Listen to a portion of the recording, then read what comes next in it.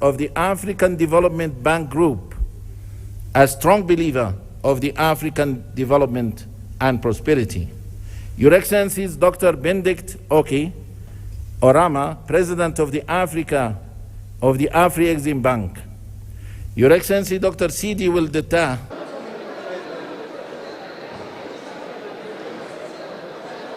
ጤና ይስጥልን የተወደዳችሁ ተመልካቾቻችን ከሀገሬ ቴሌቪዥን 38ኛውን የአፍሪካ ህብረት የመሪዎች ጉባኤ ከዚህ ሰዓት ጀምሮ በቀጥታ ስርጭት ወደ እናንተ ውድ ተመልካቾቻችን የምናደርስ ይሆናል። 38ኛው የአፍሪካ ህብረት የመሪዎች ጉባኤ እንግዲህ በርካታ የአህጉሪቱ ሀገራት መሪዎች የተገኙበት እንዲሁም ደግሞ የተባበሩት መንግስታት ድርጅት ዋና ጸሐፊ አንቶኒዮ ጉተሬዝ የተገኙበት ሌሎችም የቀጠናዊና አህጉራዊ እንዲሁም ዓለም አቀፋዊ ድርጅቶች መሪዎች የሀገራት መሪዎች የተለያዩ ልኡካን ቡድኖች ተገኝተው ምክክር የሚያደርጉበት ጉባኤ ነው። ይህ ጉባኤ ዛሬና ነገ እንግዲህ ለተከታታይ 2 ቀናት በአዲስ አበባ ይካሄዳል። ሀገሬ ቴሌቪዥንም እንግዲህ ዋና ዋና ጉዳዮችን ለእናንተ ውድ ተመልካቾቹ በቀጥታ የሚያደርስ ነው የሚሆነው። የመክፈቻ ስነ ስርዓቱ ከጥቂት ደቂቃዎች በኋላ በዚህ አዲስ አበባ ከሚገኘው የአፍሪካ ህብረት አዳራሽ በቀጥታ ወደ እናንተ የሚደርስ ነው የሚሆነው። ከዛ በፊት ግን የተወሰኑ ጉዳዮችን እያነሳሳን እኔ እንዲሁም ሌሎች ባልደረቦቼ አብረናችሁ ቆይታ የምናደርግ ነው የሚሆነው። እንግዲህ 38ኛው የአፍሪካ ህብረት የመሪዎች ጉባኤ የተለያዩ ጉዳዮችን ይመለከታል ተብሎ ነው የሚጠበቀው። በተለይም በዋናነት እንግዲህ በመሪ ቃል ደረጃ ይህ ጉባኤ የሚከናወነው ለአፍሪካ እንግዲህ ላለፉ በደሎች የፍትህ መጓደሎች የማካካሻ ፍትህ ያስፈልጋል። በተለይም ደግሞ ለአፍሪካውያን እንዲሁም ደግሞ ለትውልድ አፍሪካውያን በተለያዩ ዓለማት የሚገኙ ትውልድ አፍሪካውያን ማለት ነው የማካካሻ ፍትህ ያስፈልጋል በሚል መሪ ነው የሚካሄደው። እንግዲህ ውስጥ ያለውን የተወሰኑ ሁነቶችን ከተከታተልን በኋላ ደግሞ ባልደረቦቼ ጋር ተመልሰን የምንገናኝ ይሆናል። አብራችሁን ቆዩ። Importance as it will oversee the elections of the chairperson and the deputy chairperson of the African Union Commission. Over the past years, the African Union has made remarkable progress in conflict resolution, mediation and peacekeeping efforts, contributing to greater stability across the continent. Economic transformation has been further strengthened through the African Continental Free Trade Area and accession to the G20, contributing towards the implementation of Agenda 2063, the Africa we want. Excellencies, ladies and gentlemen, having said so, the program of today's opening ceremony will stand as follows. We will have a statement by His Excellency Dr. Abiy Ahmed, Prime Minister of the Federal Democratic Republic of Ethiopia, followed by a statement by His Excellency Moussa Faki Mohammed, Chairperson of the African Union Commission, following which a statement by His Excellency Antonio Guterres, Secretary General of the United Nations. We shall then have a statement by His Excellency Mahmoud Abbas, President of the State of Palestine. Then His Excellency Mahmoud Wil Sheikh Al-Ghazwani, President of the Islamic Republic of Mauritania and Chairperson of the African Union, will make his opening remarks. Immediately after that, we will call the Dean of African Ambassadors in Ethiopia to introduce the new bureau, members of the African Union Assembly, following which we shall have the handover ceremony for the Chairperson of the African Union. Then we will go to the launch of the African Union theme of the year, Justice for Africans and People of African Descent through Reparations. Without any further ado, I have the great honor and privilege to invite His Excellency Dr. Abiy Ahmed, Prime Minister of the Federal Democratic Republic of Ethiopia, to deliver his statement. Your Excellency, the floor is yours. Your Excellency.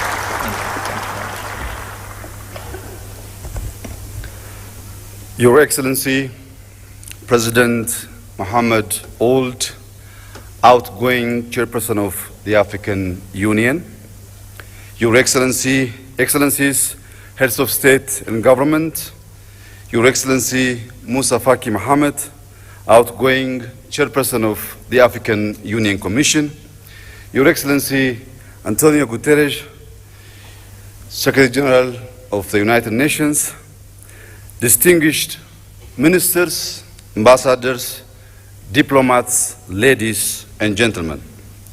Welcome to Ethiopia, the cradle of Pan-Africanism and a proud champion of African unity and freedom.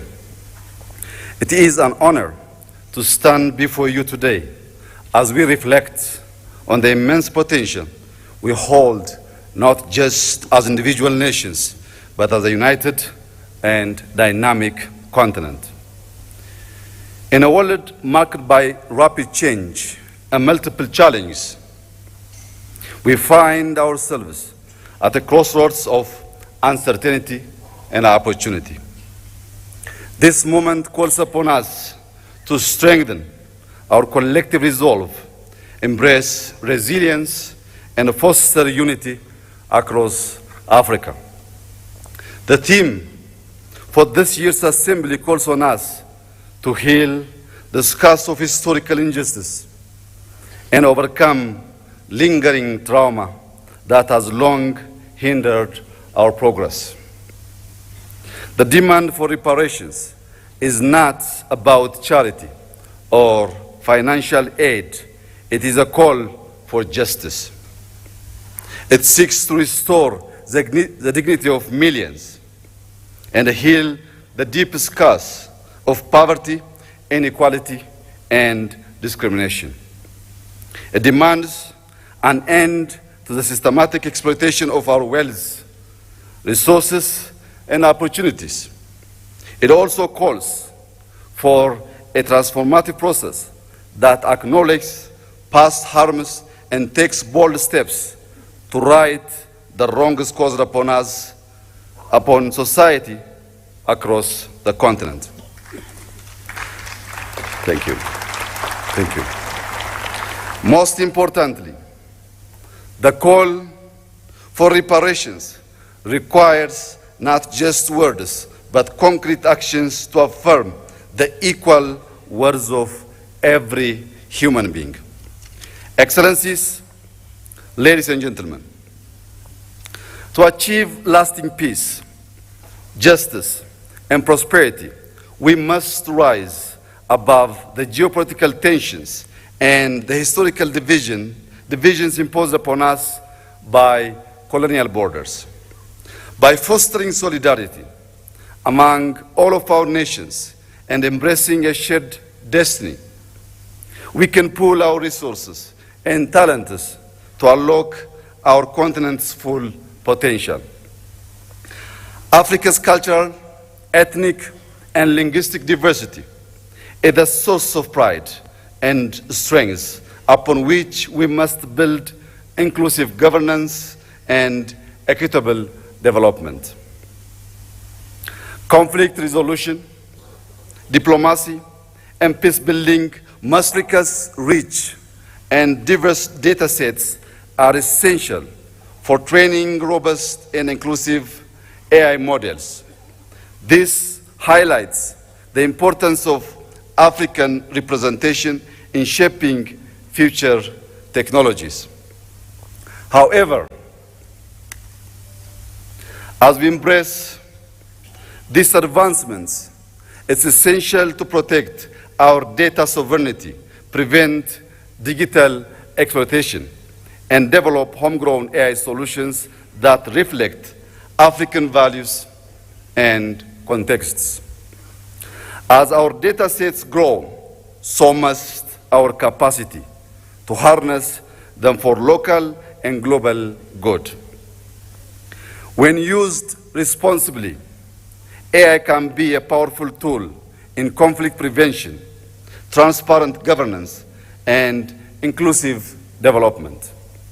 Africa must actively participate in the global technology race to ensure we are competitive players in the evolving digital landscape, while also ensuring we benefit equitably from this technological revolution. Furthermore, Africa's voice on global issues must grow stronger, ensuring that we have a say in shaping governance frameworks and other much-needed reforms in the global order. By empowering grassroots movements, youth networks, and educational programs focused on digital literacy and technological innovation, we can inspire the next generation. This will ensure Africa stands not just as a beneficiary of a global advancement, but as a key contributor in shaping the future of humanity. Excellencies, the opportunities before us are immense. Ethiopia is determined to prosper, guided by a vision of vibrant democracy, sustainable economic growth, rich cultural heritage, social progress, and a deep commitment to environmental regeneration. To realize this goal, we have laid out a pragmatic roadmap rooted in the transformative principles of Madamar. Madamar, an Amharic term loosely translated as synergy, is our guiding philosophy. It is a homegrown ideology that promotes prosperity, unity, sovereignty, security, and national dignity. At its core, Madamar encourages social and economic advancement, celebrates diversity, and nurtures a spirit of community, multi-party framework that reflects the diversity of our nation. To deepen these reforms and foster cohesion, reconciliation, and peace, we are undertaking a national dialogue. On the economic front, we have built a resilient and diverse economy. Over the past 5 years, we have doubled our cultivated land, increasing crop production to nearly 700 million quintals, with the wheat accounting for 40% of this total. These efforts have strengthened food security and driven rural development.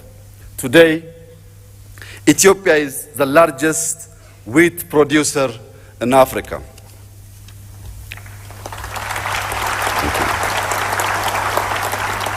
Thank you. Through collective efforts, we have reduced external debt by over 50%, double both GDP and GDP per capita, and tripled government revenue in 5 years, with an 8.1% growth reported in the most recent fiscal year. Across the country, our major cities are evolving into dynamic, culturally rich, and sustainable hubs.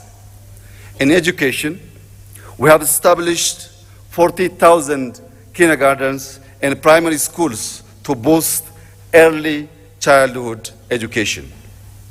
Additionally, we have launched a program to train 5 million coders to strengthen our digital economy. Furthermore, we strive to honor our heritage by restoring national sites, developing tourist destinations, and reclaiming cultural artifacts, fulfilling our duty as the guardians of our nation's treasures. These accomplishments, harnessing the limitless potential of our continent and its people. The time is now to claim our future, build a legacy of equality and prosperity, and secure dignity for all. Let us be the generation that unites the continent and our diaspora in a shared vision of justice, prosperity, and peace. To conclude, I thank our outgoing chairperson, President Mohammed Ould, for his leadership and representing our organization on the global stage. Allow me to also warmly congratulate our newly chairperson, President Joao Lorenzo, and wish him success during his tenure. I would also like to take a moment to express my heartfelt gratitude to His Excellency Moussa Faki Mohammed for his exemplary leadership as chairperson of the African Union Commission over the past 8 years.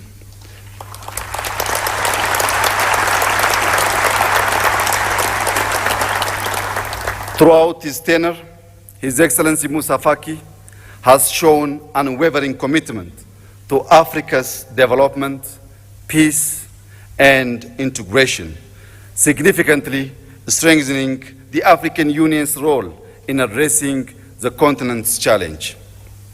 I also extend my sincere thanks to him for being a steadfast friend of Ethiopia, supporting us not only during our times of success, but also in our moments of difficulty. Thank you, my brother.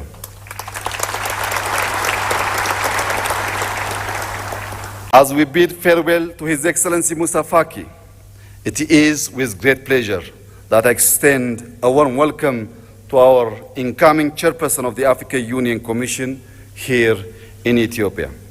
I am confident that under his leadership, we will continue to make great strides toward achieving our collective goals. I wish him every success during his mandate. Thank you for your attention, and I wish us all a fruitful summit. God bless Ethiopia. God bless Africa. I thank you.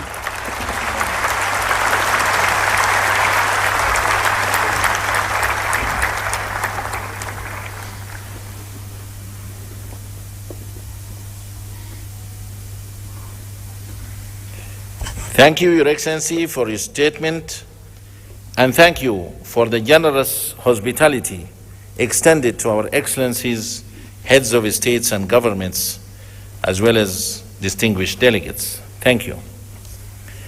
And now allow me to invite with great honor and pleasure His Excellency Moussa Faki Mohammed, Chairperson of the African Union Commission, to deliver his statement. Your Excellency.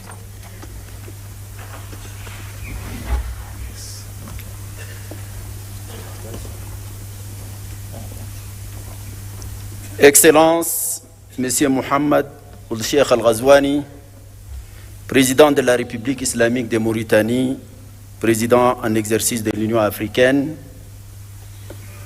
Excellence Dr Abiy Ahmed, Premier ministre de la République d'Éthiopie, Excellences, Mesdames et Messieurs les chefs d'État, de gouvernement et de délégation, Excellences, Monsieur Mahmoud Abbas, Président de l'État de Palestine, ma très chère sœur amie Mia, Premier ministre de Barbados, Excellence, Monsieur Antonio Guterres, Secrétaire général des Nations Unies, Mesdames et Messieurs les ministres, Docteur Nkosazana Zuma, ancienne présidente de la Commission de l'Union africaine, Madame la vice-présidente, Mesdames et Messieurs les commissaires, Mesdames et Messieurs les secrétaires généraux et exécutifs des communautés économiques régionales et mécanismes régionaux, Mesdames et Messieurs les chefs exécutifs des organes et institutions spécialisées de l'Union africaine, Mesdames et Messieurs les chefs des missions diplomatiques,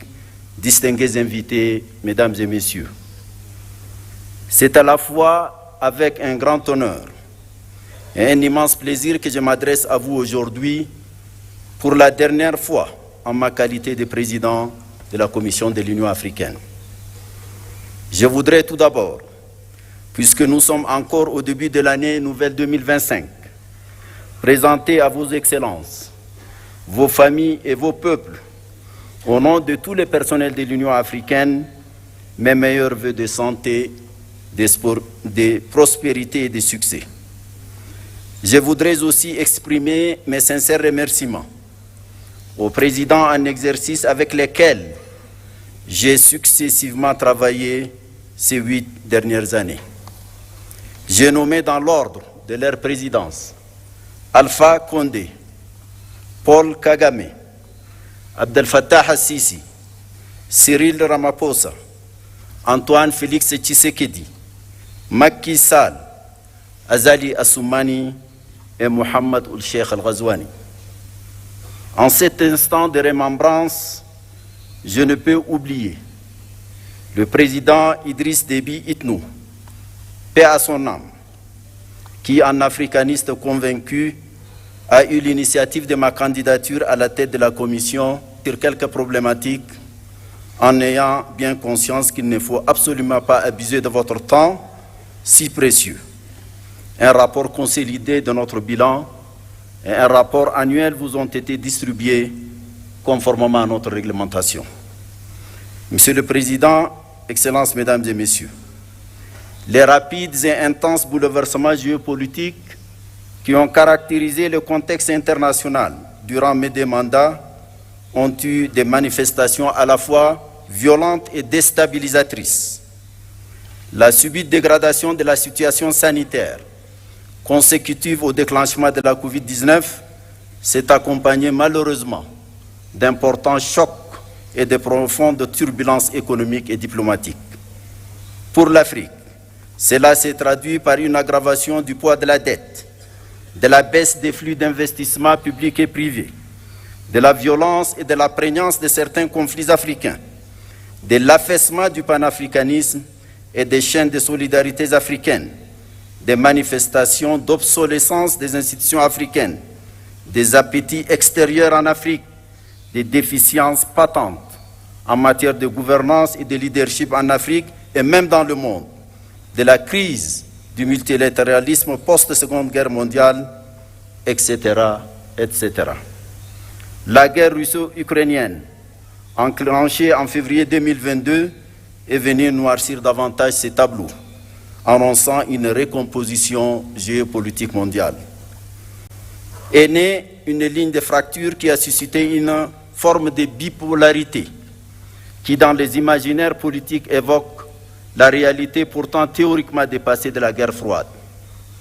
Des incertitudes profondes sur la soutenabilité de la paix et de la coopération internationale ont empoisonné les esprits, les consciences et ont renforcé le pessimisme, les égoïsmes et le pragmatisme mercantile.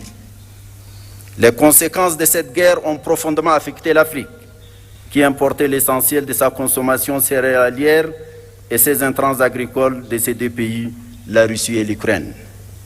Le spectre de l'insécurité alimentaire et sanitaire a plané sur bien de nos pays, dont un bon nombre continue de souffrir de leur fragilité structurelle.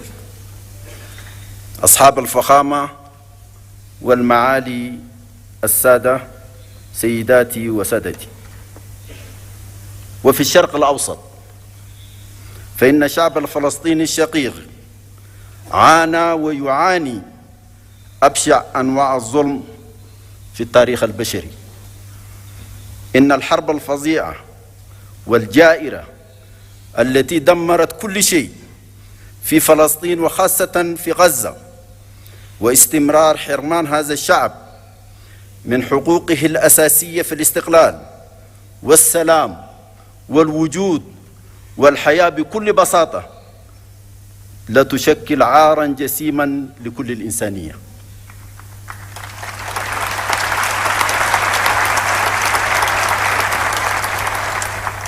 ورغم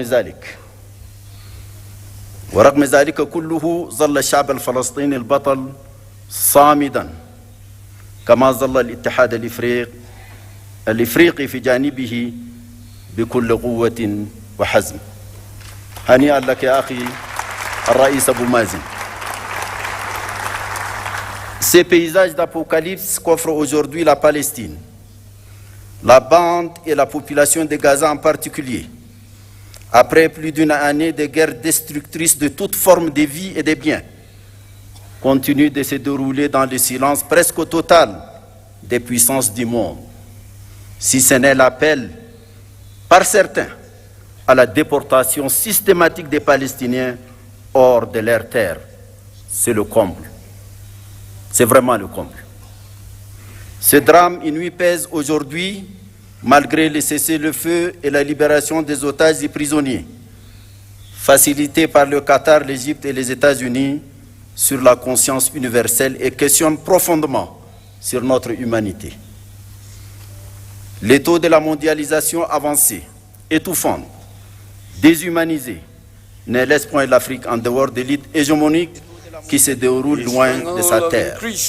Bien au contraire, le continent en subit les débordements et fragmentations que traduisent les conflits par procuration, des soutiens des puissances extérieures à peine voilées aux partis belligérants sur le continent, des expansions du terrorisme et de l'extrémisme violent, des poursuites de la guerre ravageuse au Soudan, à l'est de la République démocratique du Congo, des divisions de la Libye dont je salue l'adoption hier ici même de la charte de réconciliation. Félicitations à vous, Monsieur le Président Danou Sassou Nguesso.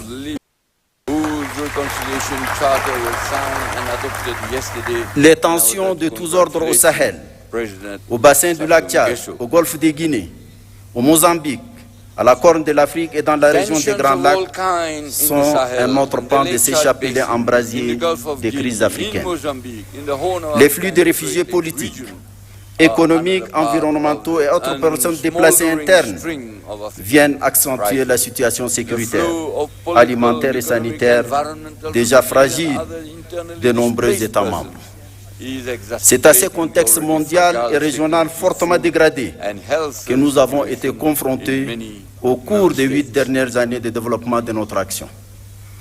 Excellences, Monsieur le Président, Mesdames et Messieurs, la réforme institutionnelle de notre Union entamée en 2017 ambitionnait la création de conditions optimales pour garantir la poursuite efficiente des programmes inscrits dans notre boussole doctrinale stratégique, l'agenda 2063, aux fins d'une meilleure résistance aux défis ainsi identifiés. À ce titre, la reconfiguration du leadership de la Commission, un processus d'évaluation des performances du personnel, des rapports de collaboration plus étroits entre l'Union africaine et les communautés économiques régionales et mécanismes régionaux actés par un nouveau protocole, l'institutionnalisation d'un sommet de coordination dédié à l'intégration, la mise en place des groupes techniques R10 et F15, chefs des structures de notre Union, aux évolutions qui caractérisent le monde. Je voudrais ici remercier les présidents Paul Kagame et William Ruto pour leurs remarquables efforts pour faire avancer cette réforme. Monsieur le Président, Mesdames et Messieurs, l'évaluation de la première décennie de mise en œuvre de l'agenda 2063, couvrant la période allant de 2014 à 2023, révèle les progrès sectoriels accomplis dans notre marche vers la construction de l'Afrique que nous voulons. Il est crucial d'en tirer les vraies leçons et de procéder aux ajustements pertinents subséquents. Dans le domaine de la santé, c'est une approche holistique, traduite sur le terrain à travers des actions auréolées de succès. Avec la survenance de la pandémie de la Covid-19, Africa CDC s'est affirmée comme l'instrument le plus efficace de la lutte contre toutes les maladies. La préoccupante question du financement de la santé continue de nous préoccuper. 2 mécanismes de financement de la couverture sanitaire universelle et celle de la lutte contre la malnutrition sur le continent ont été conçus. Grâce au Centre africain des vaccins vétérinaires, PANVAC, dont le nouveau laboratoire de production de vaccins a été inauguré en février 2024, une avancée significative dans le domaine de l'élevage, de la santé animale et du développement socio-économique a été réalisée. L'Agence africaine des médicaments, AMA, a commencé l'installation de son siège à Kigali et ses activités sont sur la rampe de lancement. La médecine traditionnelle a bénéficié de l'élaboration de 2 plans décennaux, le dernier courant de 2025 à 2035. Le champ de l'éducation a été animé par la volonté de concevoir un nouveau système éducatif pensé en fonction des exigences d'un monde où l'enjeu majeur est devenu la compétition autour de l'innovation scientifique, technologique et maintenant par l'intelligence artificielle. C'est en cohérence avec cette âme que des stratégies diverses et complémentaires ont été développées, notamment lors de la conférence de Nouakchott de l'année 2024, initiée par la présidence en exercice la Mauritanie, en collaboration avec la Commission de l'Union africaine et d'autres partenaires, dont l'UNICEF et l'UNESCO en particulier. La centralité des problématiques genre et jeunesse a été affirmée. Les envoyés spéciaux femmes et jeunes se sont bien implantés dans l'univers institutionnel du leadership de l'organisation. Tout au long des 8 années de ce double mandat, bien d'autres domaines cruciaux ont retenu toute l'attention qu'ils méritent, de par leur importance pour le développement socio-économique de l'Afrique. Qu'il s'agisse de notre vision sur les questions minières, du programme détaillé de l'agriculture et de l'économie bleue, du développement des infrastructures et de l'énergie, du changement climatique avec l'adaptation et la résilience climatique du continent, de l'intégration régionale à travers la mise en œuvre de la zone de libre-échange continentale africaine, de l'opérationnalisation effective du Fonds de la paix qui a dépassé l'objectif de 400 millions de dollars, du traitement des crises humanitaires dont l'Afrique est l'épicentre avec la mise en place de l'Agence africaine humanitaire, du renforcement de la visibilité de l'Union africaine à travers notre partenariat avec les Nations unies. Tous ont été au centre de notre entreprise collective. Je profite de l'occasion pour rendre ici un hommage tout particulier à un artisan majeur de ces partenariats. J'ai nommé Antonio Guterres, un grand ami de l'Afrique. Merci Antonio.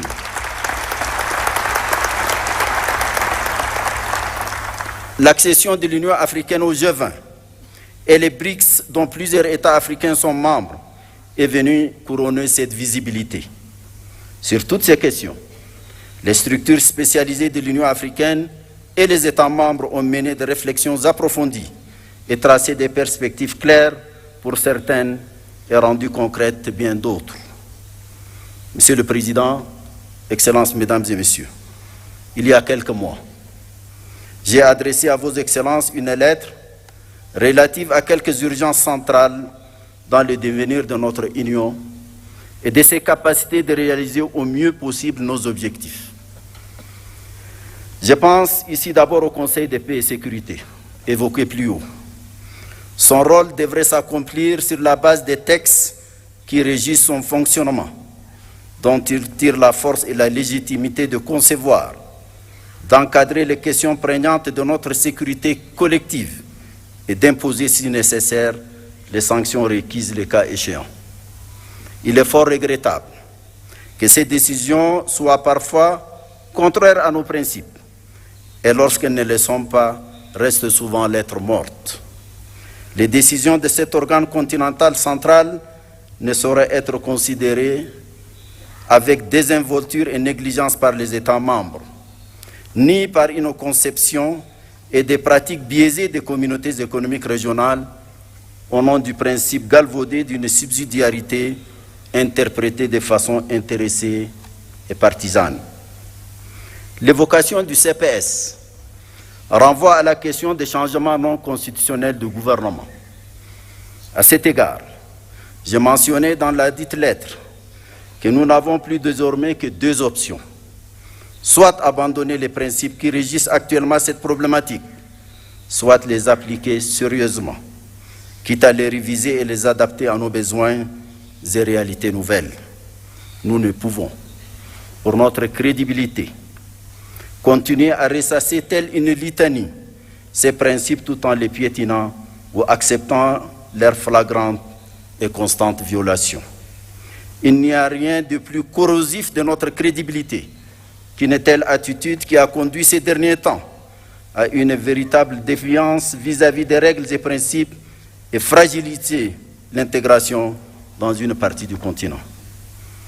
J'ai mentionné également le marasme persistant et paralysant de notre insupportable division en matière de représentation en relation avec nos partenariats dits stratégiques.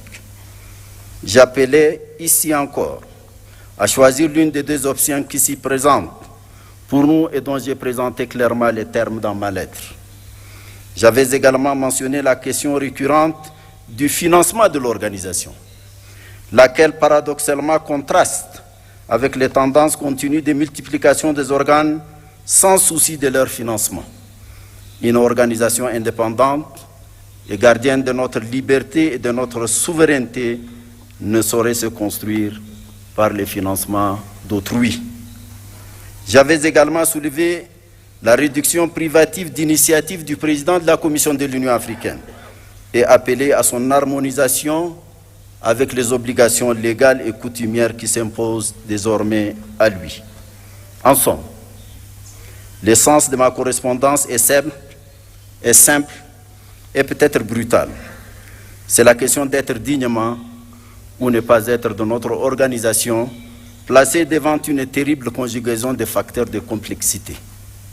Ce sont toutes ces questions auxquelles vous faites face aujourd'hui que j'ai voulu pudiquement poser dans ma lettre. Allons-nous enfin ouvrir les yeux sur le sort de notre organisation ou alors continuer à la laisser se lamenter et gémir? Excellences, Monsieur le Président, Excellences, Mesdames et Messieurs, c'est une vérité banale aujourd'hui d'affirmer que les concepts et les instruments juridiques servant de cadre d'analyse des dynamiques de la politique internationale contemporaine sont périmés.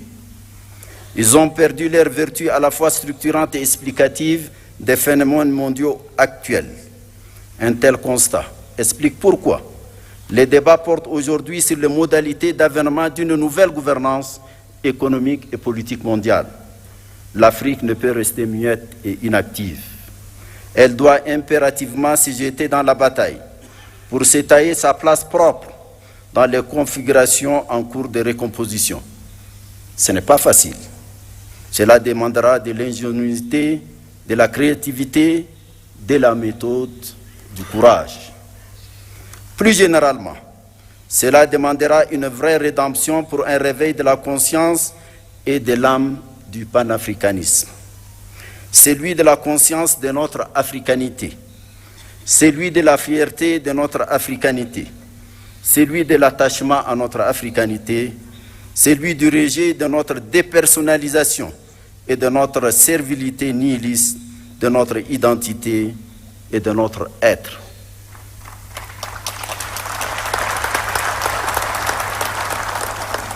C'est à quoi nous appelle la jeunesse africaine. Celle-ci, majoritaire dans tous nos États, est de plus en plus exigeante. Sa voix résonne de plus en plus fort grâce aux nouvelles formes de communication qui amplifient toutes les expressions. Cette jeunesse africaine nous interpelle et nous fait constamment un procès en déphasage de ses aspirations, qui sont celles d'une Afrique ouverte sur elle-même et unie, souveraine dans ses politiques et choix, debout et solidaire. Cette solidarité a toujours été notre planche de salut dans notre combat contre le colonialisme et l'apartheid et le parachèvement de notre indépendance. Nous venons de nous incliner sur la mémoire d'un de ces grands combattants, Sam Nujoma. Ça doit nous rappeler quelque chose, mesdames et messieurs. La foi dans notre solidarité panafricaine a galvanisé nos consciences, nos volontés et nos intelligences pour nous conduire vers un destin commun plus prometteur. Il n'y a pas de nouvelle voie de notre futur que d'écouter et de donner corps aux aspirations de notre jeunesse, nos concitoyens et notre diaspora. Monsieur le Président, Mesdames et Messieurs, je quitte définitivement mes fonctions dans quelques jours. J'avoue que je me sens envahi par un doux sentiment de liberté qui m'autorise ces quelques mots venant du cœur.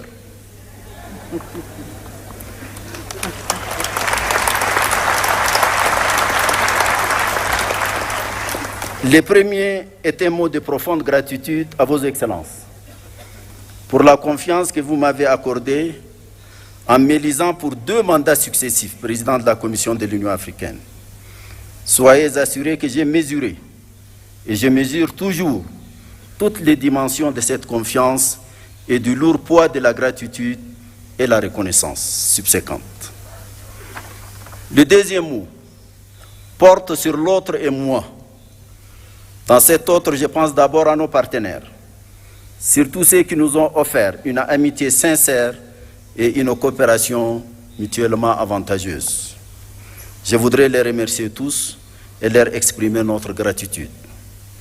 Je pense ensuite à vous ici présents, ainsi qu'à ceux qui nous ont quittés pour différentes raisons. Nous avons réalisé de bonnes et grandes choses, et surtout avons, autant que faire se peut, respecter une certaine éthique et une ligne de conduite que nous croyons conforme à nos principes et objectifs. Veuillez accepter toute ma reconnaissance.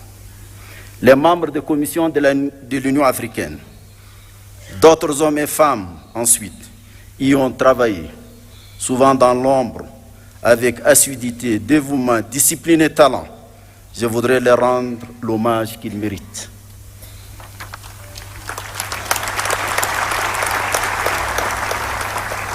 Le troisième mot est relatif à mes propres limites.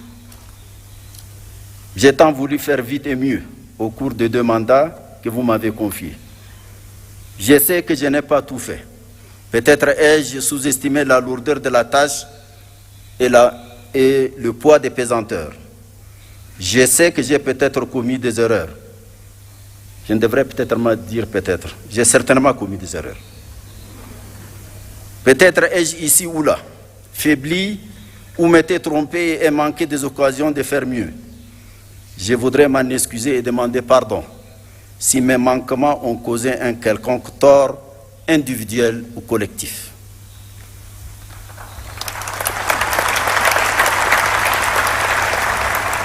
Le 4e mot est relatif à mon sentiment de l'instant. Je suis heureux de reprendre ma liberté. Mais je sais que j'aurai aussi la nostalgie des lieux, des femmes et des hommes que j'y ai connus, du peuple éthiopien à la civilisation millénaire. À vous, mon cher docteur Abiy Ahmed, Betam Amesegnalem.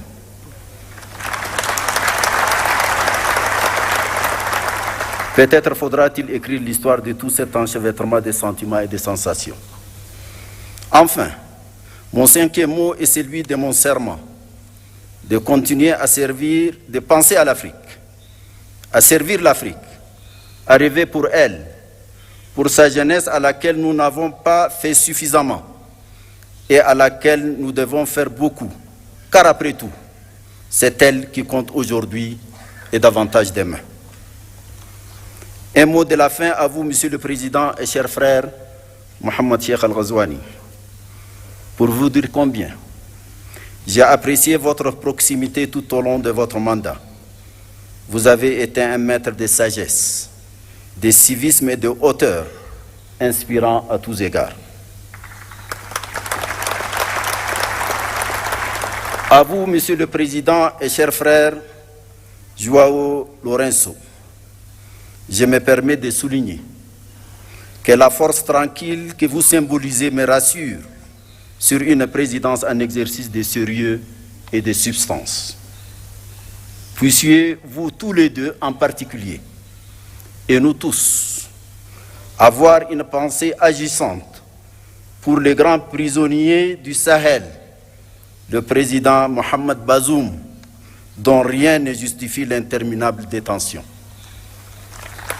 Il doit être libéré sans condition. Plein succès à notre sommet, plein succès à notre prochain leadership. Je vous remercie.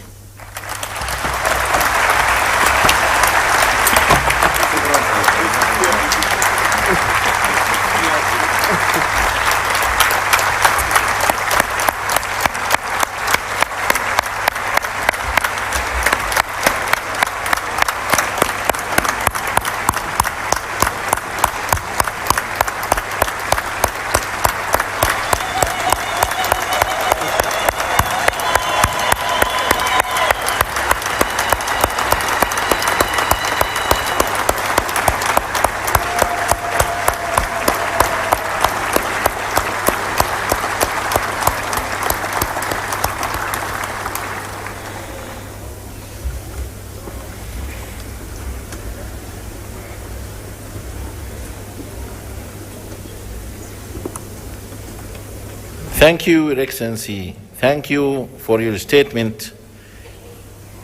Thank you for your unwavering commitment. Thank you for dedication towards Africa's peace, development, and unity. Thank you very much. I will now have the honor to invite His Excellency Antonio Guterres, Secretary General of the United Nations, to deliver his statement. Your Excellency.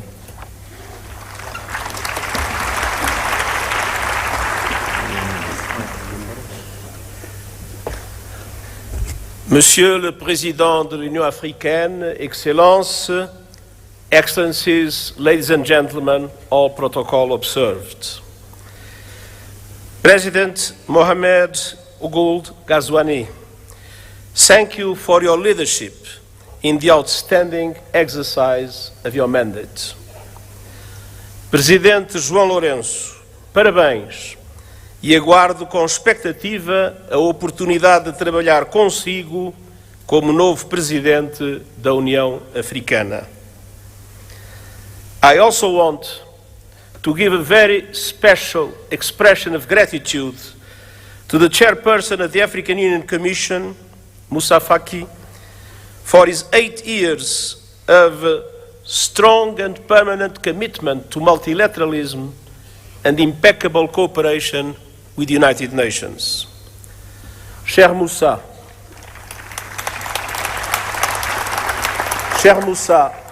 travailler avec toi est un privilège, un plaisir et un honneur.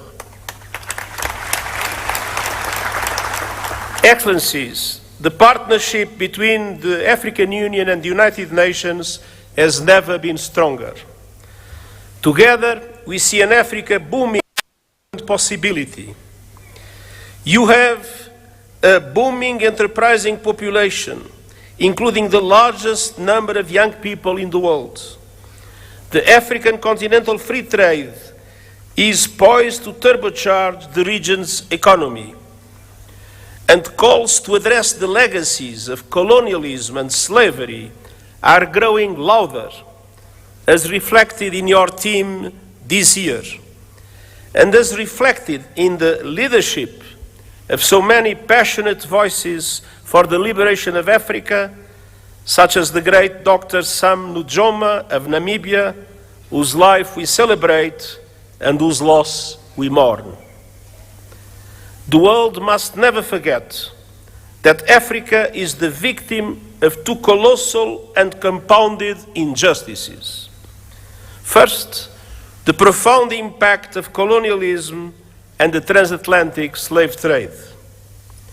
The roots stretch back centuries, and the bitter fruit continues to affect Africans and people of African descent to this day. Decolonization alone in itself was not a panacea.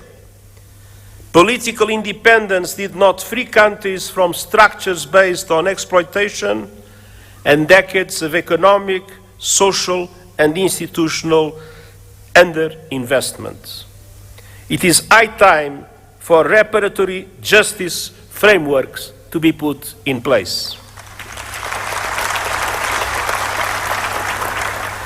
Second, Africa was under colonial domination when today's multilateral system was created, and that injustice endures.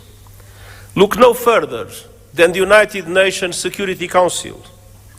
There is no excuse that Africa still lacks permanent representation in the 21st century. I will keep working with the African Union and all member states to ensure the representation Africa needs and the justice you deserve, including with 2 permanent members of the Security Council. And we will keep pressing together for an international financial architecture that is no longer outdated, dysfunctional, and unfair. Correcting age-old injustices is essential to address here and now challenges. And the good news is that we have many of the solutions we need. Last year, you helped drive that effort at the United Nations with the Pact for the Future. And I thank Africa for its support that was vital to approve the pact. Our task now is to make those commitments a reality. South Africa's G20 chairmanship could not come at a better time. Let me point to 4 areas for action. First, we must push for peace, security, and alleviating appalling levels of human suffering. Sudan is being torn apart before our eyes and is now home to the world's largest displacement crisis and famine. As we near the holy months of Ramadan, it is time for an immediate cessation of hostilities. And the international community must come together to stop the flow of weapons and the bankrolling of bloodshed. In the Democratic Republic of the Congolese people have been suffering yet again from a brutal cycle of violence. And the fighting that is raging in South Kivu as a result of the continuation of the M23 offensive threatens to push the entire region over the precipice. Regional escalation must be avoided at all costs. There is no military solution. The deadlock must end, the dialogue must begin, and the sovereignty and territorial integrity of the DRC must be respected. The conclusions of the recent joint EAC-SADC summit offer a way forward, with a renewed call for an immediate ceasefire and new momentum for regional efforts based on the Luanda and Nairobi processes. Now is the time for swift implementation. And you can count on the continued support of the United Nations, including MONUSCO. In the Sahel, the clear and present threat of terrorism is undermining peace, security, and sustainable development. And in Somalia, we are urging predictable funding for the African Union support and stabilization mission, and I hope that our voice will be heard by the Security Council. And as we gather here in Africa, I know all our minds are also very much on Gaza. A resumption of hostilities must be avoided at all costs. The Palestinian people have suffered too much. I welcome efforts by the parties to abide by the ceasefire agreement and urge action for a permanent ceasefire and the release of all hostages.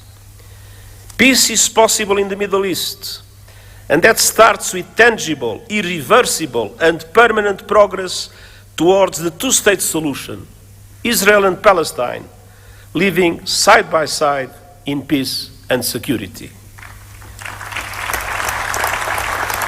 Excellencies, on all fronts, we stand shoulder to shoulder with the African Union to advance security, stability, human rights, and rule of law. Excellencies, second, we must keep working together to deliver the AU 2063 agenda and the 2030 agenda for sustainable development and drive action on finance. African countries pay up to 8 times more to borrow than developed countries, and 20 are in or at risk of debt distress. The Pact for the Future supports an international financial architecture reform to reflect today's economy, ensuring fair representation and urging effective action on debt relief. And I will stand with Africa as a matter of justice and to right the historic wrongs. Excellencies, third, the climate crisis. Climate disasters are tearing across Africa, destroying lives, upending livelihoods, devastating economies, and inflaming conflict. At the same time, the renewables revolution is unstoppable, and Africa is poised to become a global clean energy powerhouse.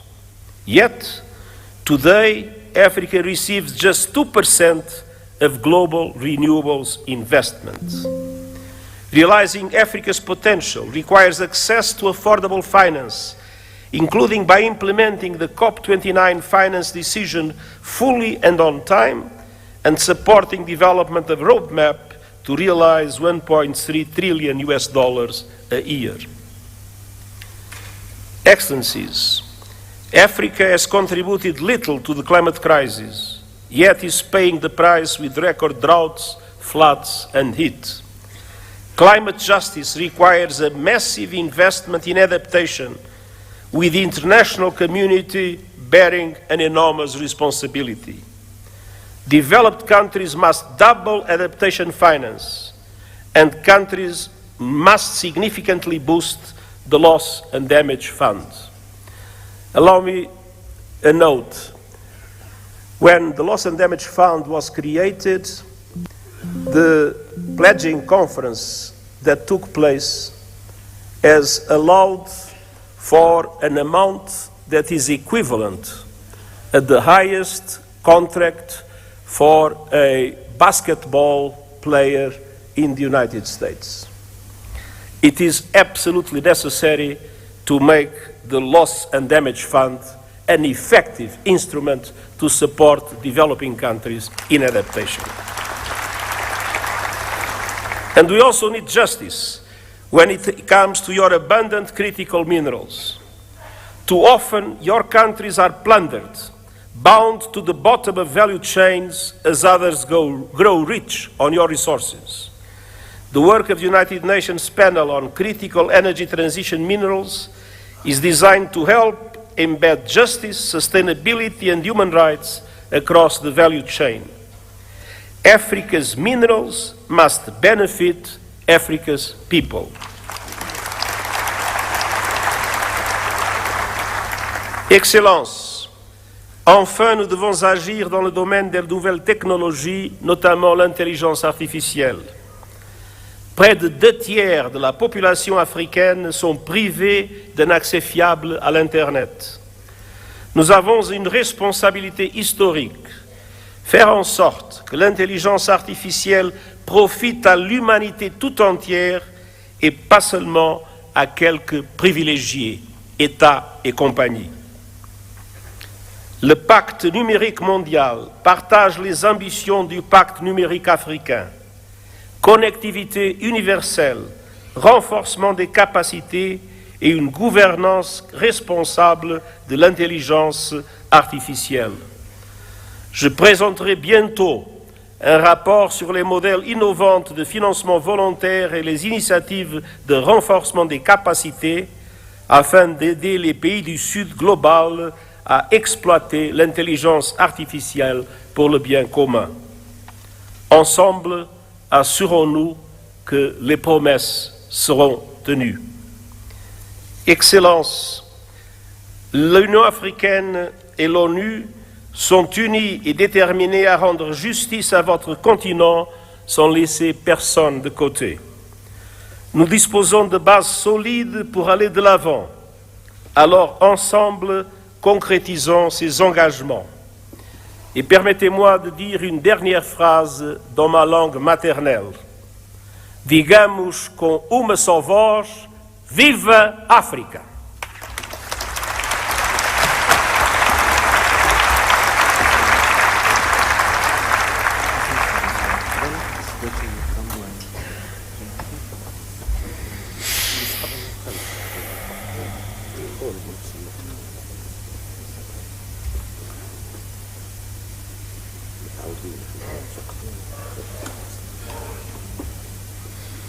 Thank you, Your Excellency, for your statement.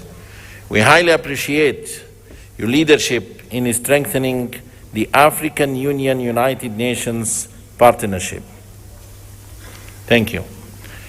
السيدات والسادة أصحاب الفخامة والمعالي، يسعدني ويشرفني أن أرحب اليوم بفخامة السيد الرئيس محمود عباس أبو مازن رئيس دولة فلسطين، فلتتفضلوا مشكورين بإلقاء كلمتكم. بسم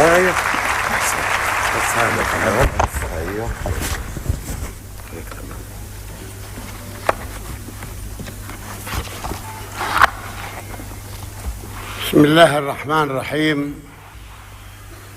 فخامة الرئيس محمد ولد الغزواني رئيس جمهورية موريتانيا، رئيس القمة الإفريقية،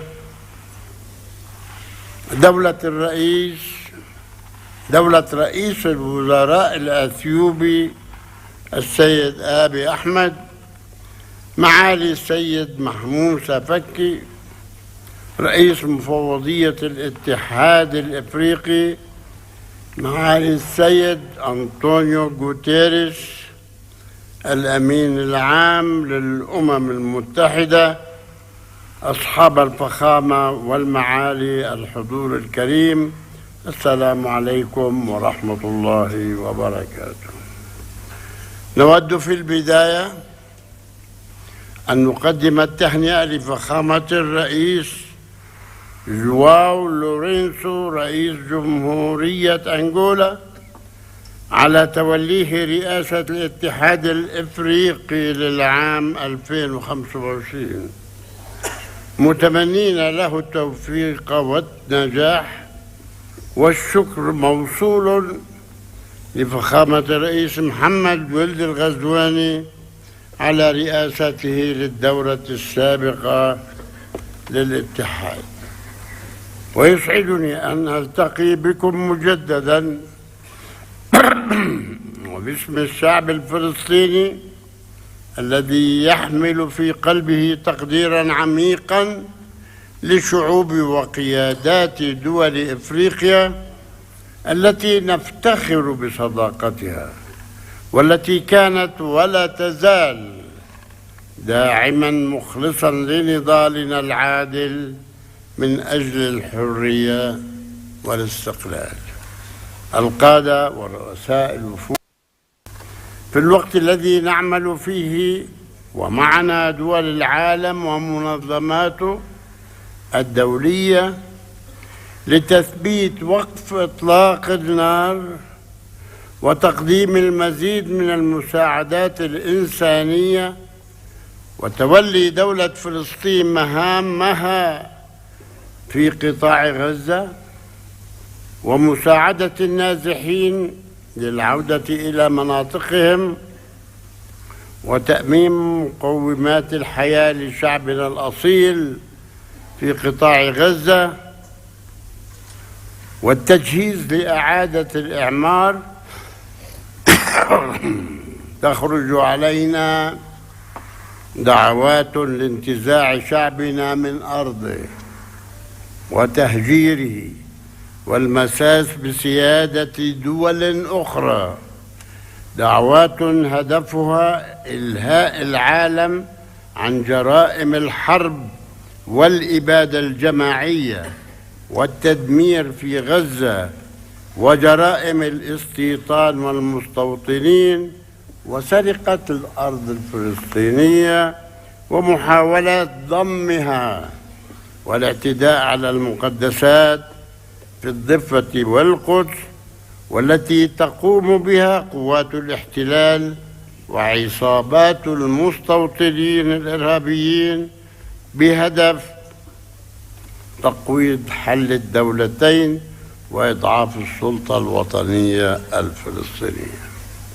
اليوم يعيش في قطاع غزة 1,300,000 فلسطيني، منهم 1,500,000 لا نصف المليون لاجئ، 1,500,000 لجأوا الذين طردوا من أرضهم في عام 48 وتعرضوا خلالها إلى أكثر من 50 مجزرة على أيدي العصابات الصهيونية الإرهابية. والمكان الوحيد إذا أراد الأمريكان حلاً، المكان الوحيد الذي يجب عودتهم إليه هو مدنهم وقراهم التي هجروا منها إبان النكبة تنفيذاً للقرار الأممي 194 الذي يدعو إلى عودة اللاجئين الفلسطينيين إلى مدنهم وقراهم التي هجروا منها وتعويضهم عن كامل الأضرار التي ألحقت بهم. إننا نؤكد على رفضنا الكامل والمطلق لأية دعوات تهدف لتهجير شعبنا الفلسطيني من وطنه، والتي من شأنها إبقاء المنطقة في دائرة العنف بدلا من الذهاب لصنع السلام. وسيكون واهما من يعتقد أنه بإمكانه فرض صفقة قرن جديدة التي أطلقت قبل سنوات، أو تهجير شعبنا والاستيلاء على أي شبر من أرضنا. ونقدر في هذا الصدد مواقف كل الدول التي رفضت دعوات تهجير شعبنا من وطنه ووقفت إلى جانب حقه في أرضه، مسمنين عاليا موقف الاتحاد الإفريقي ودوله الأعضاء في هذا الشأن. إن هذه الممارسات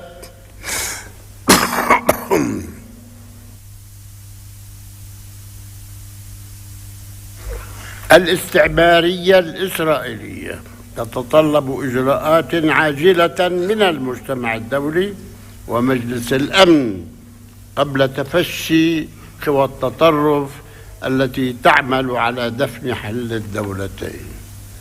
القادة ورؤساء الوفود، إن قضيتنا الفلسطينية هي قضية عدل لشعب يسعى للحرية والاستقلال، وإن التزامنا بالشرعية الدولية والاتفاقات الموقعة بما فيها تنفيذ الرؤية المبنية على حل الدولتين يقضي بإنهاء الاحتلال الإسرائيلي الذي يسيطر بالقوة العسكرية على أرض دولة فلسطين بعاصمتها القدس الشرقية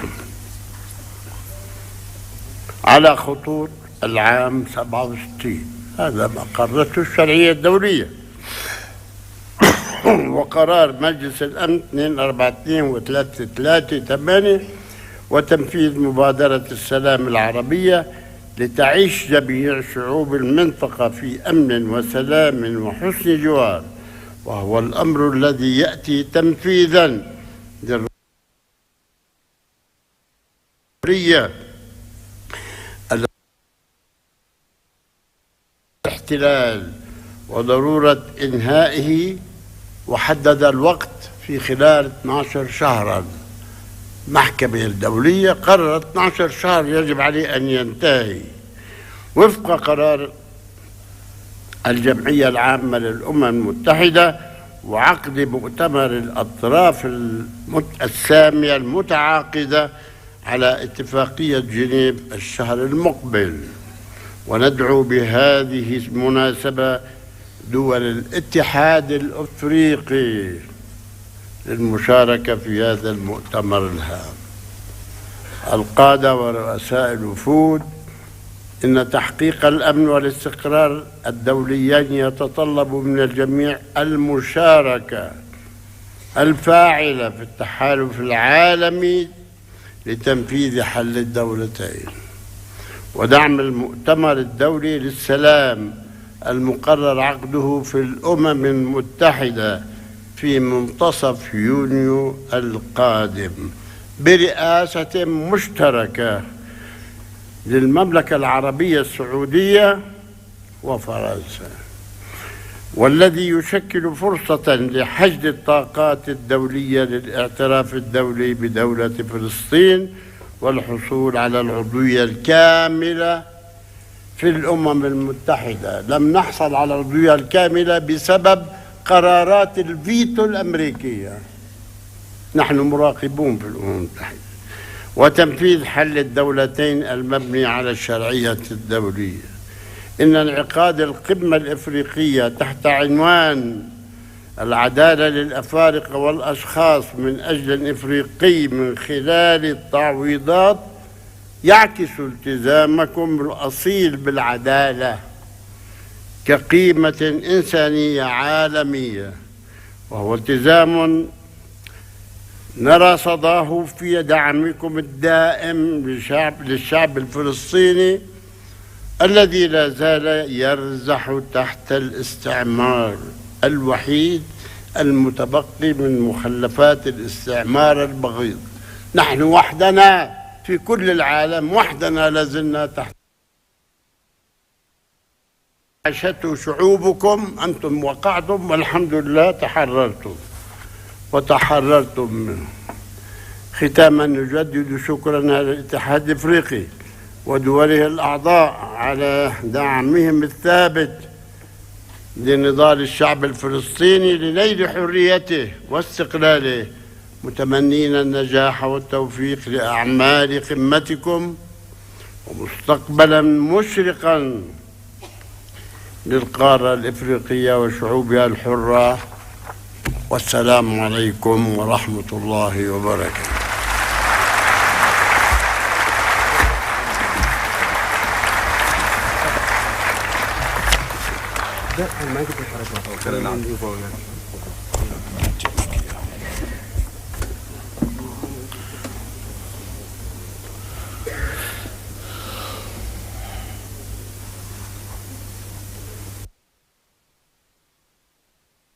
شكرا فخامة رئيس دولة فلسطين أبو مازن على خطابكم الضافي. إن مشاركتكم تؤكد من هذا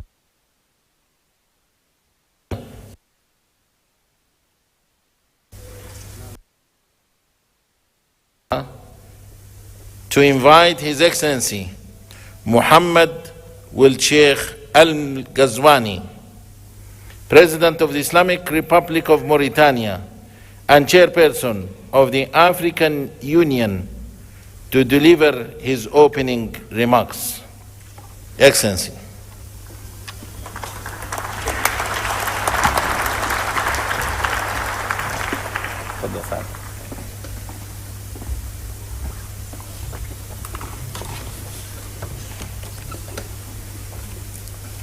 بسم الله الرحمن الرحيم، والصلاة والسلام على سيدنا محمد.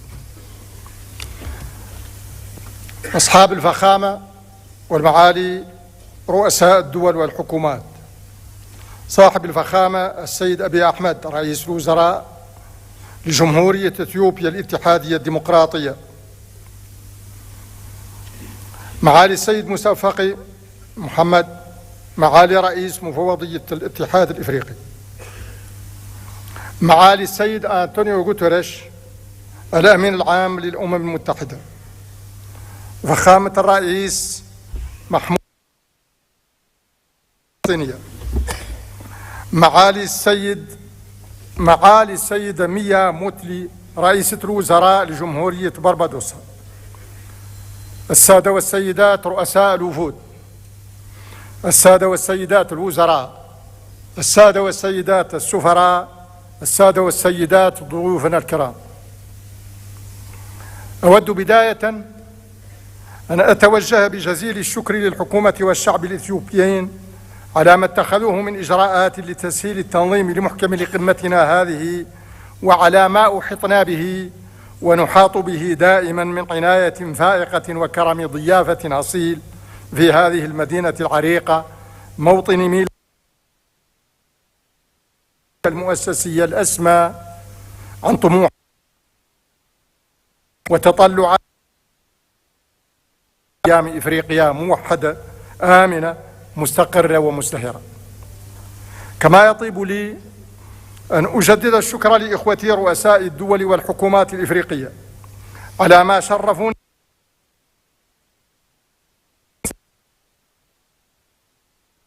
منحوني إياهم خلال تأديتي لهذه المهمة الجليلة، وأتوجه بنفس الشكر الجزيل إلى الذين حضروا بدعوة منا ليشاركونا هذا الحدث السنوي الهام في بداية سنة 2025 التي تؤشر لحقبة تحمل الكثير من الشكوك والقلق والتساؤلات.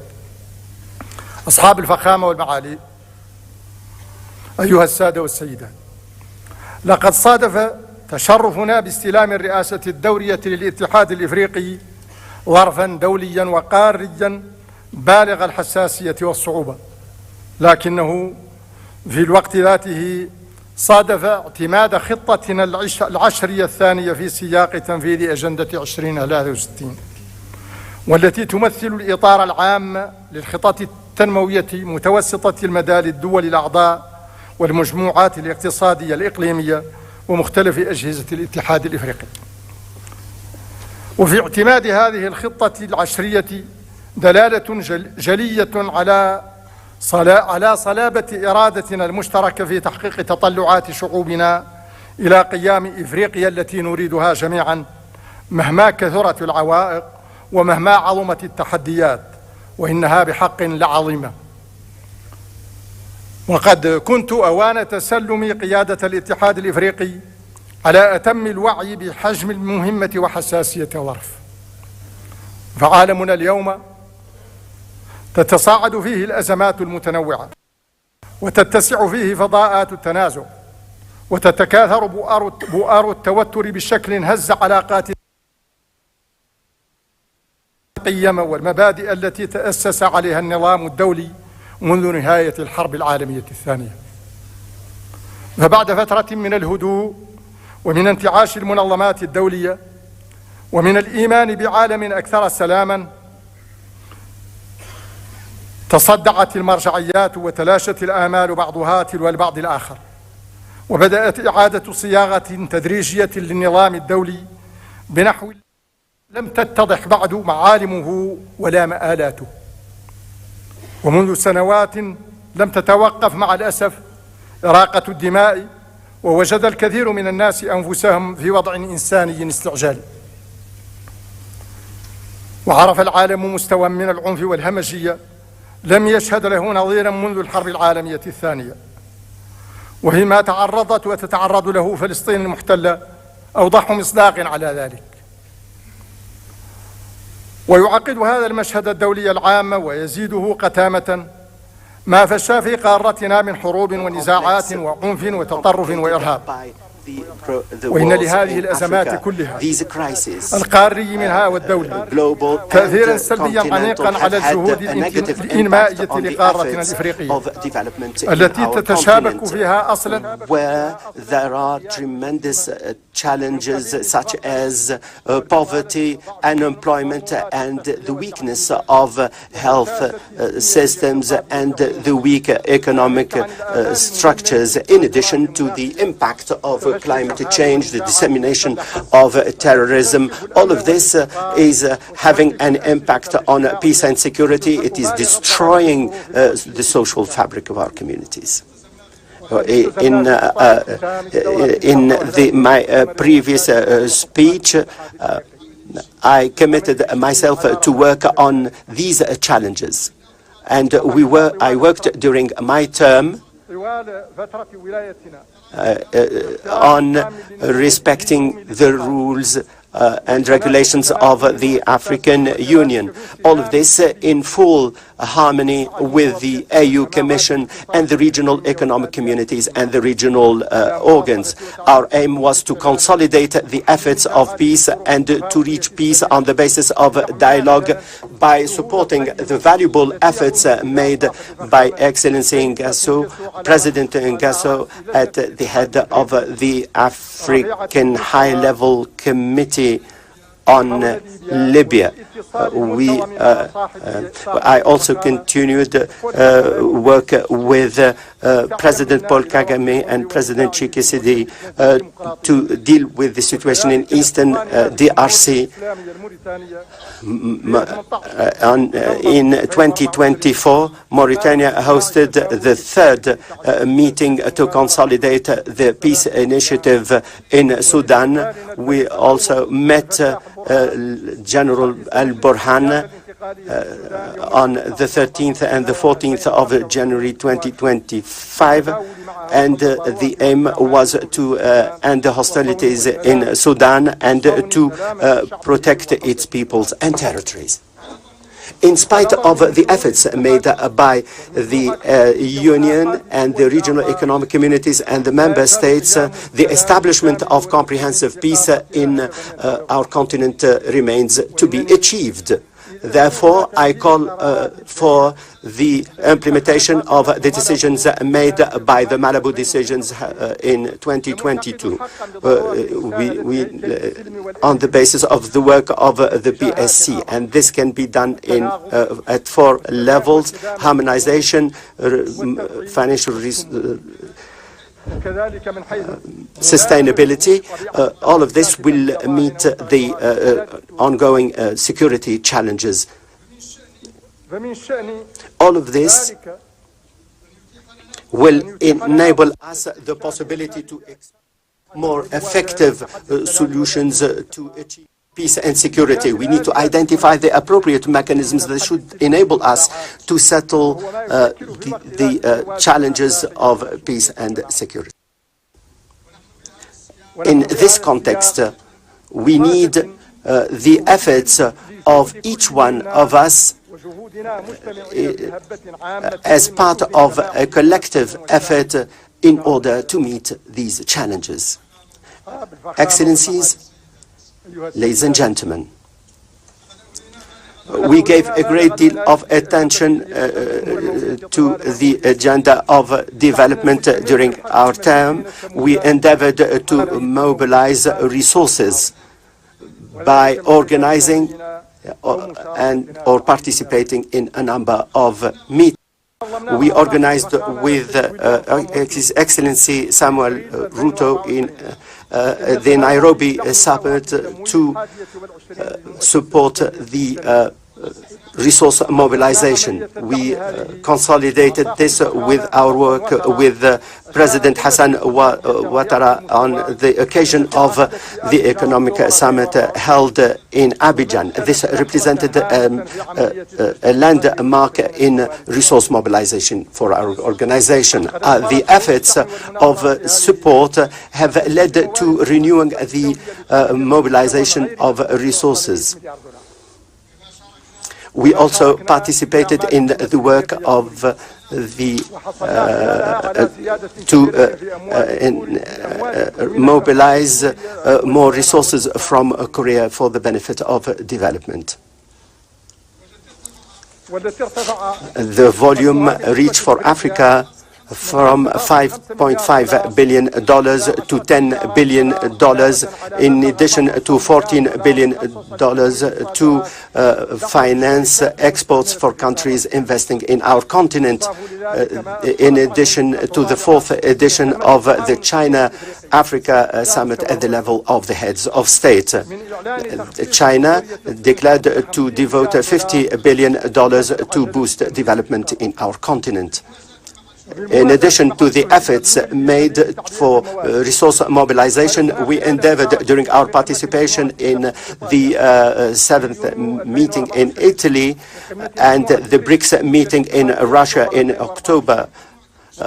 Also in our meeting in Brazil in November 2024, in addition to other events, we endeavored to solve the problem of debt by promoting development. We also called for the review of the support and we called for establishing a new charter for financing development that would be more flexible and sustainable and would lead to the mobilization mobilization of resources that are commensurate with development. We also called for a better implementation of plans by the multi-party financial organizations for the benefit of development and to implement our international agenda. In addition to resource mobilization,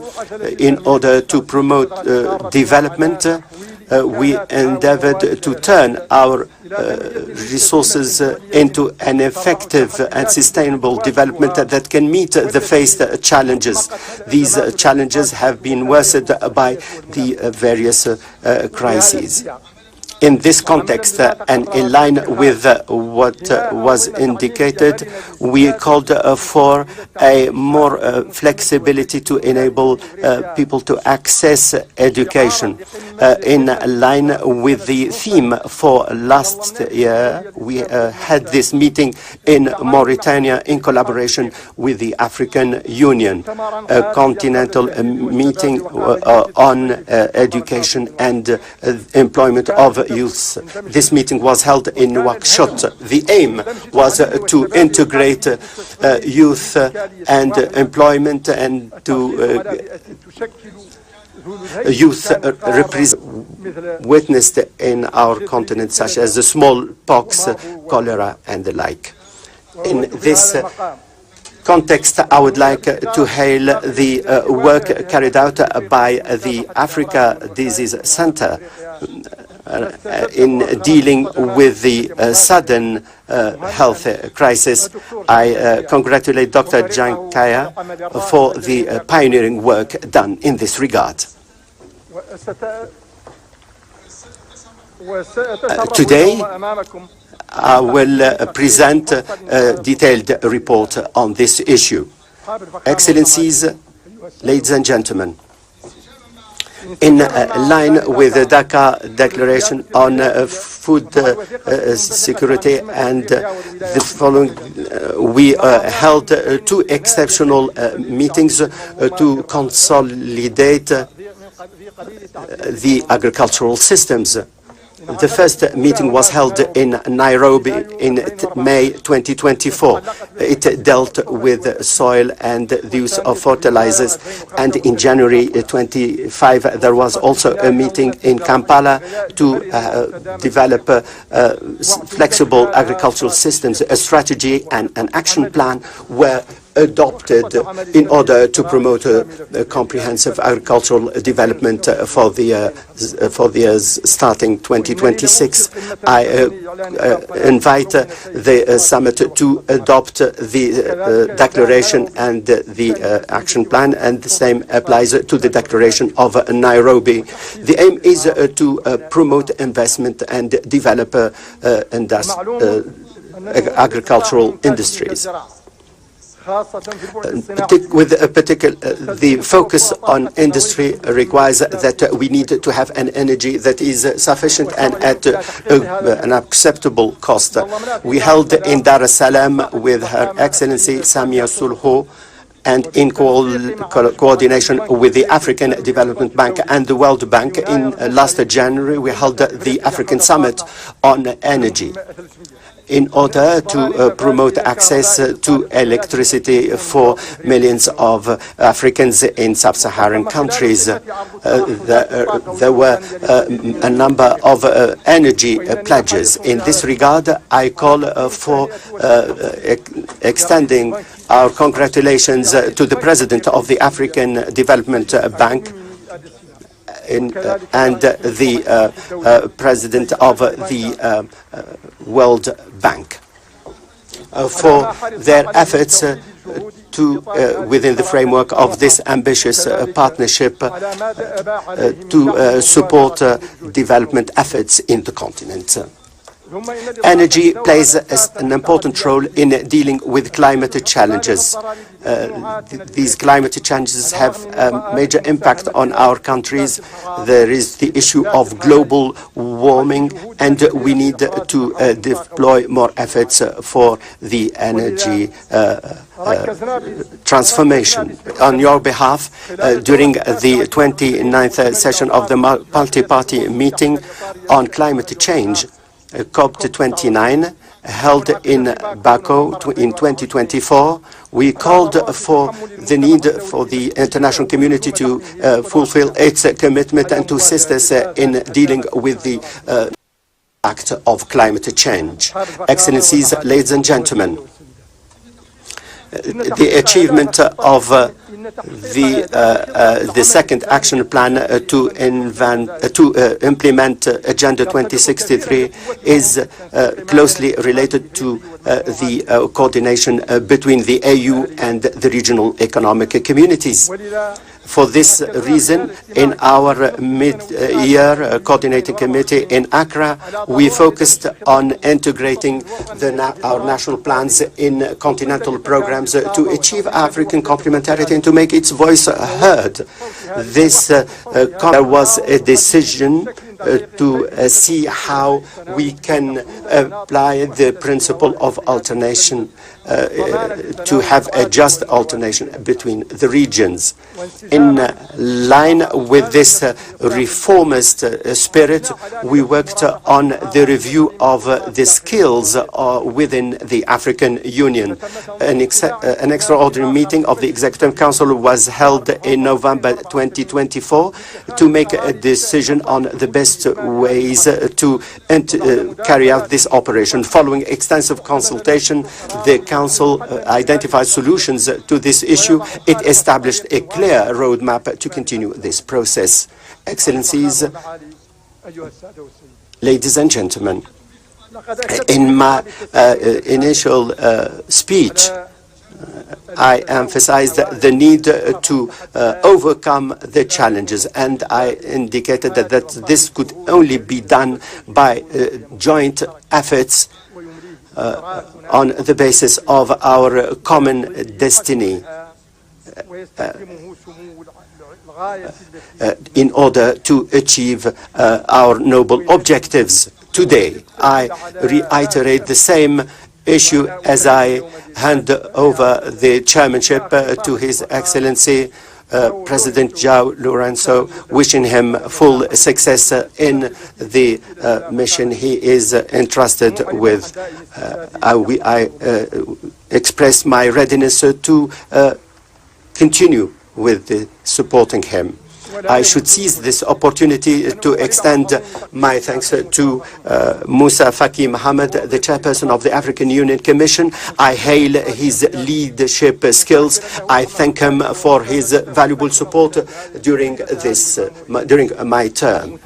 I extend my thanks to the members of the African Union Commission and the various organs of the organization. I'm very proud for being able to serve my African continent and to be its voice in international meetings. I end my term fully convinced of the capacity of our continent to achieve the objectives of Agenda 2063. I'm more determined to work more effectively in this regard. I reiterate my congratulations to President João Lourenço. I wish him full success. I wish our summit full success. Long live the African Union. Long live Africa, independent and prosperous. I thank you very much for your attention.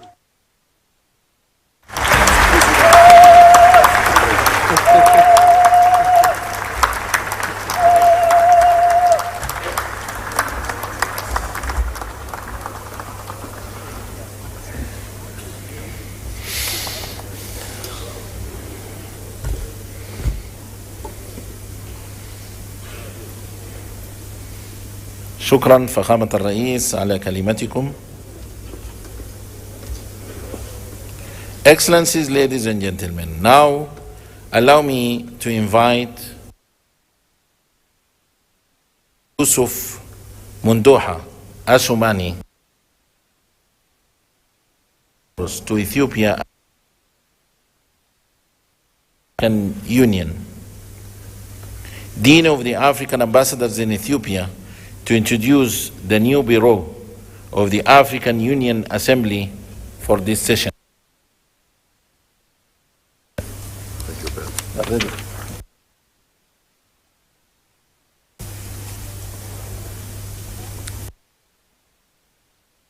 Excellence Ahmed Ould, président en exercice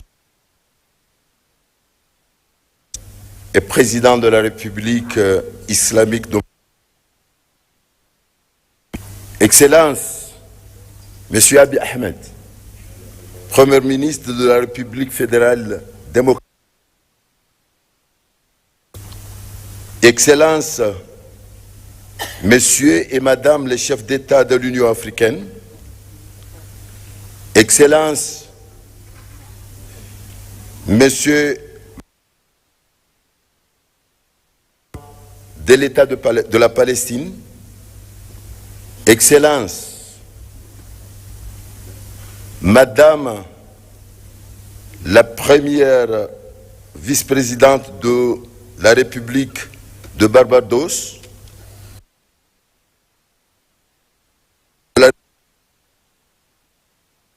Excellence,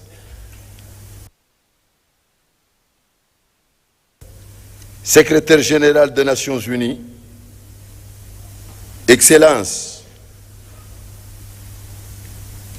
Monsieur Moussa Faki Ahmed, Président de la Commission de l'Union africaine, Excellence, Monsieur le Secrétaire général adjoint de la Ligue des États arabes, Excellences, Mesdames les chefs des délégations, Excellences,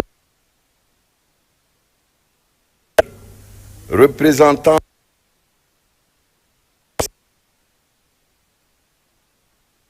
Excellences,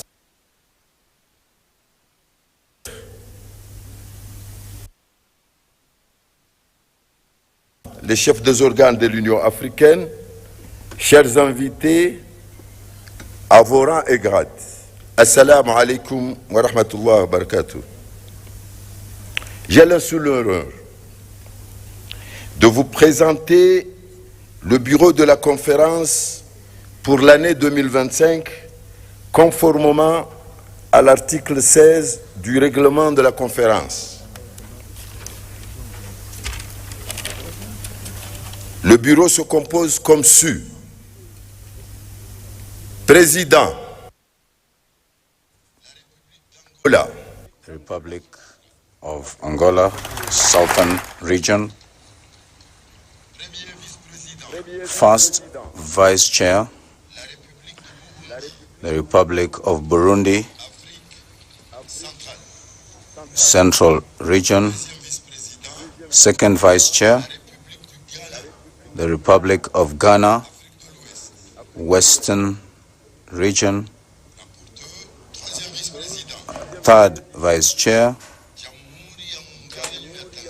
Jamhuri ya Muungano wa Tanzania, Eastern Region. Apologies. Rapporteur, the Islamic Republic of Mauritania, Northern Region, which is submitted for your approval. Thank you, Excellencies. Your Excellency, and congratulations for the new elected Bureau. I have the honor now to invite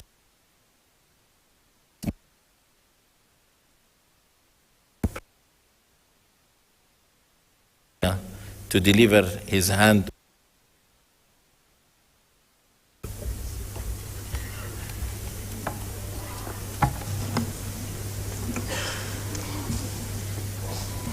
Je voudrais remercier mes chers collègues chefs d'État et de gouvernement, membres de la conférence,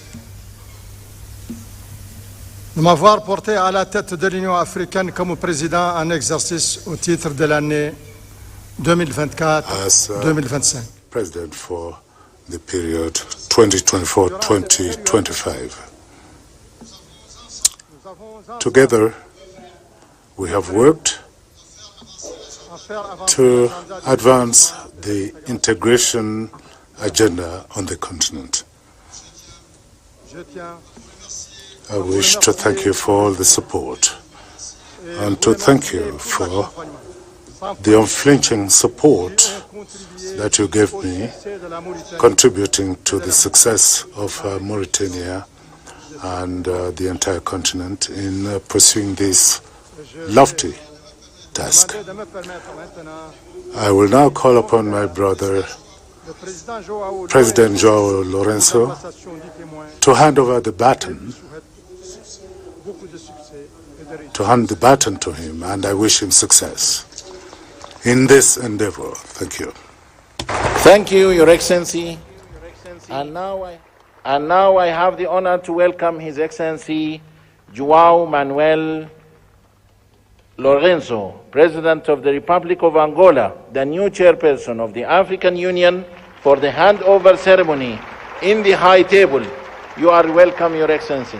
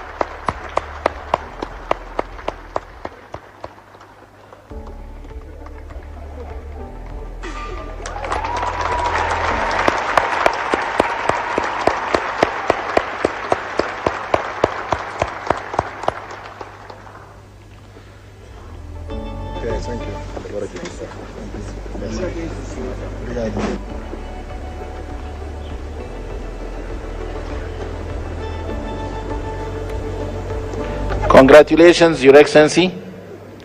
Allow me now to call His Excellency João Manuel Lourenço, President of the Republic of Angola, Chairperson of the African Union, to deliver his acceptance speech. Your Excellency.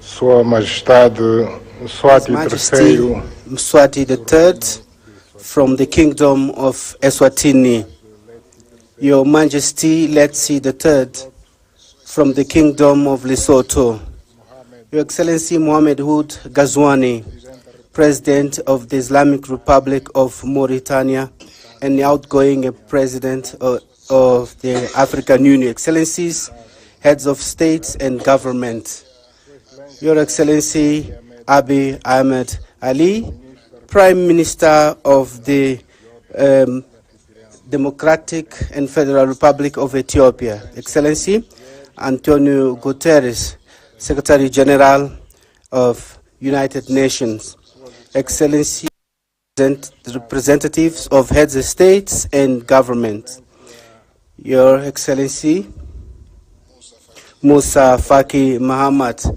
Chairperson of the African Union Commission, members, excellencies, and President Mahmoud Abbas, President of the Palestinian Authority, and our guest of honor, Excellencies, members of the Diplomatic Corps accredited in Addis Ababa, ladies and gentlemen. I would like, on the outset, to deeply thank His Excellency Prime Minister Abiy Ahmed from the Democratic and Federal Republic of Ethiopia and his people for, once again, as it always the habit each year in February, that they host the most important meeting of the African Union. I would like to thank them for the warm welcome and hospitality that was accorded to us since our arrival in this beautiful country. I would also thank Mohamed Ould Ghazouan, President of the Islamic Republic of Mauritania and outgoing President of the African Union for the proactive way, dynamic and proactive way that he led our organization during his tenure. We were able to carry out, through his mandate, actions that contributed to the achievement of the main objective defined by our organization for the last year that just ended. And we also built educative systems that are strong to allow quality education for African citizens, taking into account the better performance of our continent at the global stage, taking into account the objectives of the Agenda 2063 of the African Union and Agenda 2030 of the United Nations. Excellencies, you are leaving us a great legacy. It's upon us now to continue to work and capitalize on your work that you living for us. And I count on your support and experience, as well as the support of all the other African countries, so that Angola can also undertake a presidency that will be at the level of our expectations, and that we can also add our efforts for the achievement of the development goals of our countries, together with the achievement of our nations. As you all know, it is the first time that Angola is assuming this major responsibility of leading the destiny of our continent in the coming 12 months. But we are going to look attentively to the problems of Africa, and we are going to contribute with our experience to finding solutions to peace and security, and for the implementation by member states of our economic policies, social policies, to promote progress and development of our continent. This is very important for us. The fact that we are assuming the chairship of the African Union in 2025, at the time we are also celebrating 50 years of our independence, national independence. Excellencies, ladies and gentlemen, throughout this conference, many issues will be discussed that are very important for our continent. The working framework of the African Union and the operationalization, the issue related to justice for African and people of African descendants through reparations, which is the theme selected for this year, and a theme that Angola also chose for its chairship, which is related to the building infrastructure as a factor for development for Africa. These aspects, if combined, can allow us to build a communication channel and a channel of dialogue with our partners. It will make us understand the importance and the advantage of cooperating for a developed Africa, Africa that is industrialized, that is going to win over hunger, misery, and unemployment, and reducing the probability of armed conflict and illegal immigration. We will have the opportunity to all these aspects in our 4th conference for development that is going to take place in Sevilla, in Spain, from 30th June to 4 July this year. And we believe this is a historical opportunity to redefine the rules of financing based on economic justice and inclusion, taking into account the commitments from previous conferences that were not fulfilled, especially the Monterey Consensus, Doha Declaration, and Addis Ababa Declaration. The 4th Sevilla Conference is going to address the challenges that we are faced in the funding for development and promoting the adoption of innovative solutions and more effective solutions such as fiscal justice, debt relief, climate funding, reforms in financial and global institutions, and social inclusion. These are going to deserve our attention so that we can adopt a common position that can ensure the continent to reinforce its influence in the global governance and the reduction of the cost of the debt and for a sustainable development of our continent. The achievement of these objectives is going to create synergies that are going to promote more trade, more cultural exchange, and technology and other aspects that are going to bring benefits for all the parts involved. We believe that in the objective that we aim for our countries, we include issues that are for priorities, especially in fundamental infrastructures, railways, roads, airports and ports, power supply stations that are essential for the industrialization of our continent and to improve the living conditions of our people. During our presidency of the African Union that we are going to assume from today, we hope to work together with all the members of our institutions. We're hoping to launch a plan for together with our partners so that the African Union Commission can be able to establish the basis for infrastructure projects that are going to be undertaken in our continent. We would like to underline the contribution of Angola for the development of Africa, taking into account our superavit when it comes to energy supply, especially in this sector of energy. Given its strategic relevance that it have in the transportation of goods and in African trade between Africa and within Africa, taking into account the Lobito corridor and the Tanzanian railways that we believe are going to play a major role in connecting African countries and in promoting the trade that we want to achieve, especially under the AFCFTA. Taking into account what I've just said, I believe that we should come up with a well-defined strategy in order to yield the benefits.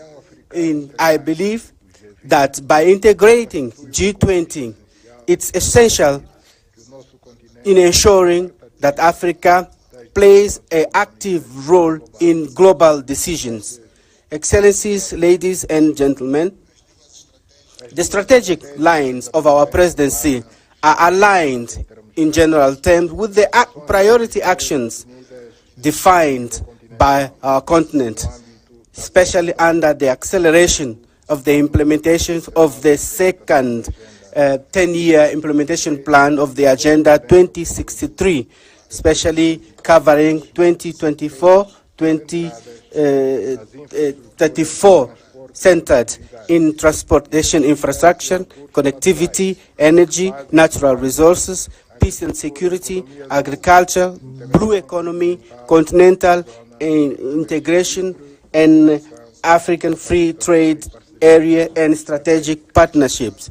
In this framework, our major lines of our interventions of major importance is the issue of peace and security, because we believe this is one of the pillars for the materialization of the aspirations of our Agenda 2063 of the African Union, especially the program that aims at silencing the guns by 2030, by transforming Africa in a peaceful region, safe, with a promising future, with prosperity for all Africans, and in placing our continent in the development route.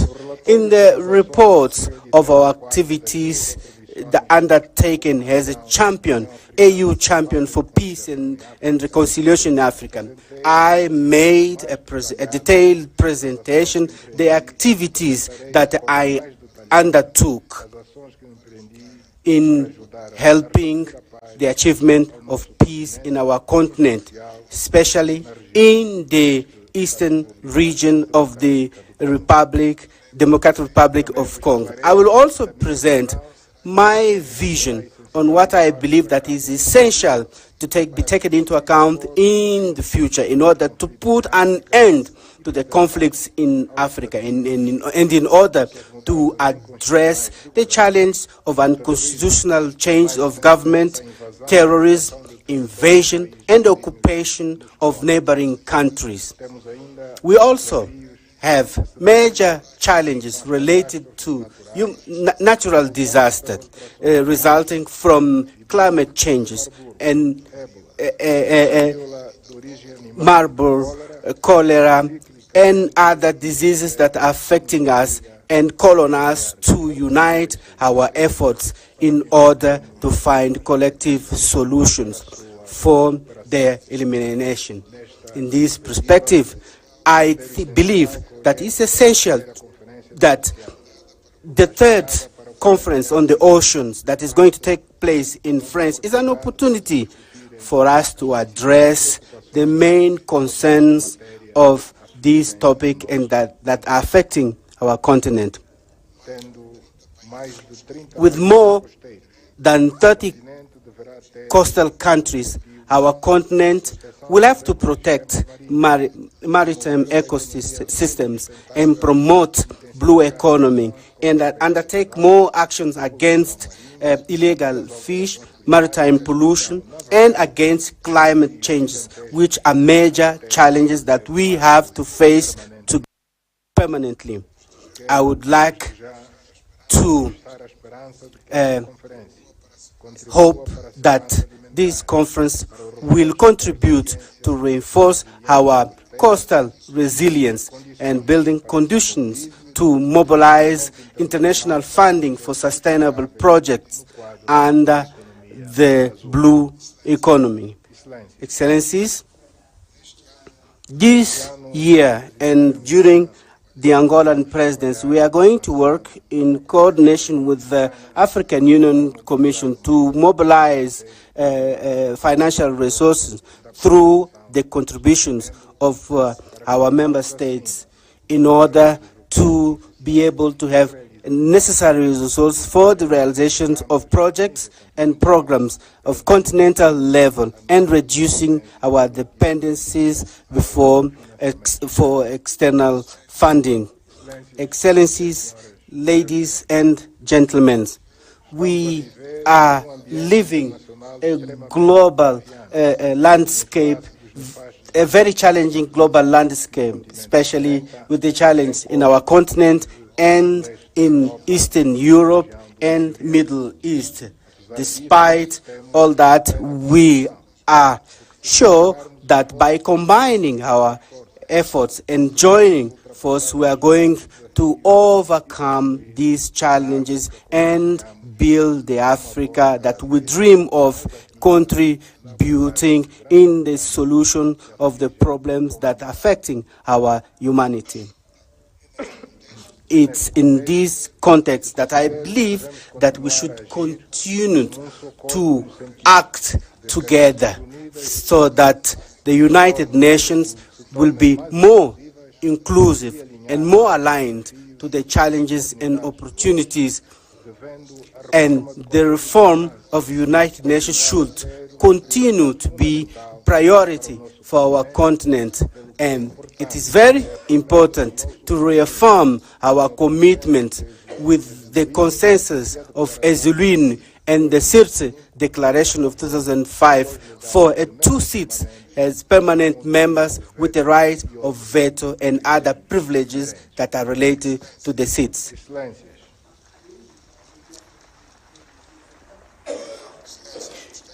Excellencies, I would like to call on you, your best contribution, so that our presidents of our continental organization that we assume today can take part, can happen in a climate of understanding and the dynamics that is necessary in this long work that we together undertake for the transformation of Africa as a continent that rich and prosperous for its people. Allow me to address my vote of thanks to His Excellency Moussa Faki Mohammed and the outgoing commissioners that had their mandates at the Commission for their excellent work throughout their mandates at the helm of our common house of Africa. I wish to the new coming Commission successes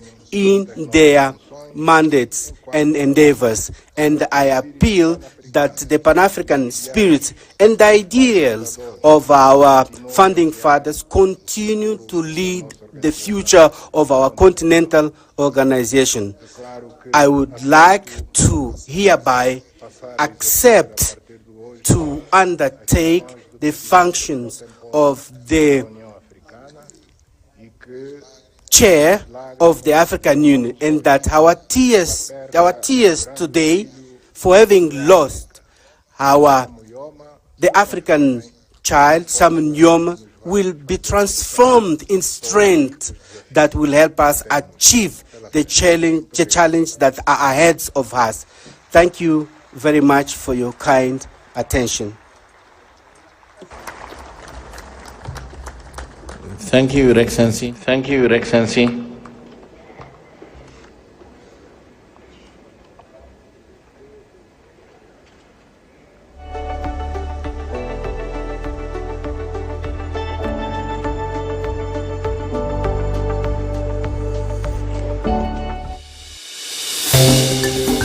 Excellencies, ladies and gentlemen, in introducing the theme of the year 2025, Justice for Africans and People of African Descent through Reparations, it is now with great honor that I welcome Her Excellency Dr. Monique Nzanza Baganwa, the Deputy Chairperson of the African Union Commission, who will share her introductory remarks.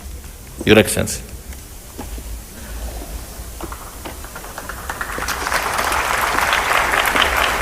Then we will introduce Parliament.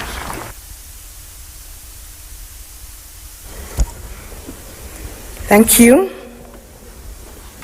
Your Excellency, the Chairperson of the African Union, Your Majesties, Excellencies, Heads of State and Government, Your Excellency and dear brother, the Chairperson of the African Union Commission, ladies and gentlemen, in the interest of time, allow me to stand on already established protocol. Over the past centuries, the voices of Africans and people of African descent have echoed in various quarters with a singular demand: justice. Justice for the millions who were forcibly uprooted from their homes. Justice for those whose lands were plundered, wealth stolen, and dignity were stripped away. And justice for the generations that continue to face economic, social, and political disenfranchisement stemming from historical wrongs. As I draw my term in office as Deputy Chairperson of the African Union Commission to an end soon, a unique opportunity is offered to me and one of my teams, SIDO, to introduce to you the 2025 theme of the year, Justice for Africans and People of African Descent through Reparations. As we embark on this journey in 2025, we are guided by the words of the eminent Pan-Africanist Kwame Nkrumah, who declared, and I quote, "We face neither east nor west. We face forward." The African Union's Agenda 2063 envisions a continent that is integrated, prosperous, and driven by its own citizens, a continent that is peaceful. The strength of this Africa has always been in its unity and resilience. At this moment, we stand at the precipice of history, and together we shall pave the way for a more just and dignified future for Africa, the CARICOM, and Africa's global diaspora at large. Your Majesties, Your Excellencies, as I conclude, since I'm not the one to deliver the high-level message, we have two leaders who will do it in just a short. But let me take this opportunity to thank all our stakeholders who have journeyed with us. Thank you, Ghana, and our champion, President Mahama, for inspiring the African Union with this theme. I wish to thank you, my dear brother Moussa Faki, for your leadership and support. But through you also acknowledge our teams who have worked hard around this theme of the year. Especially, I wish to recognize two ladies. Madam Coleman from your cabinet chairperson and Angela from SIDO. You did an amazing work. Special appreciation goes to Her Excellency Mia Amor Motley, Prime Minister of Barbados and Chair of the CARICOM Authority. You have traveled all the way from home to another home to join us in today's launch. May I now invite you, Your Excellency, to come to the podium and address this august assembly. I thank you.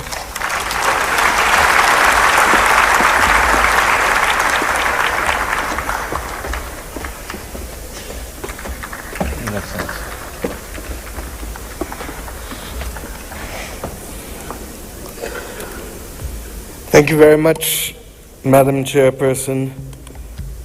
Your Excellencies,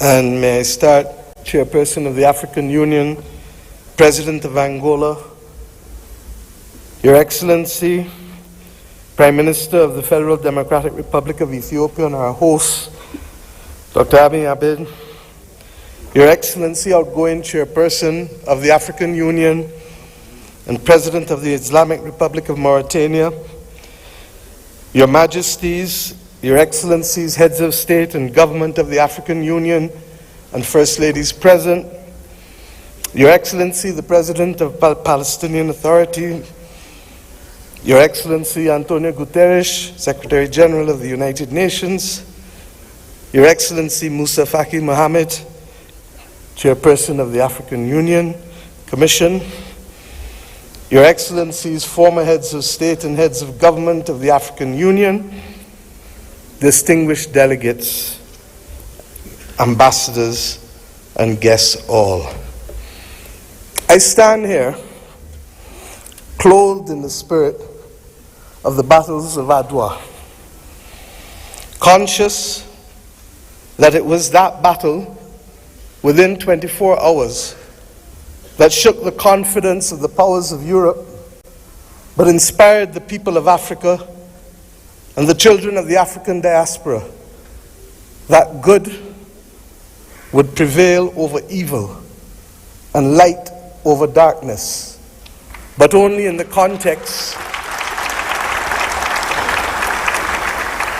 of our unity.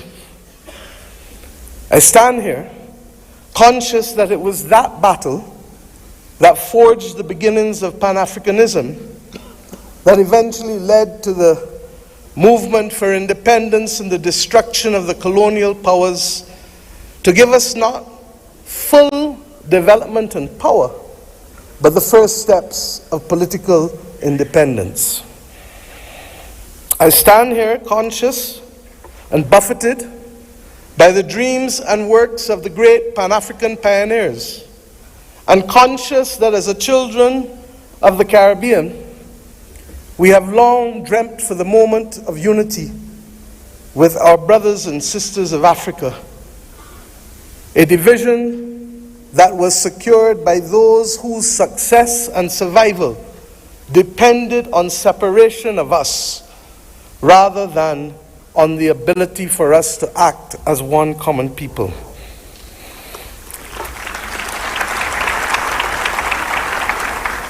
Our relationship, you can say, was embryonic, but regrettably, as long as it has been and as related as we have been, it has been sporadic.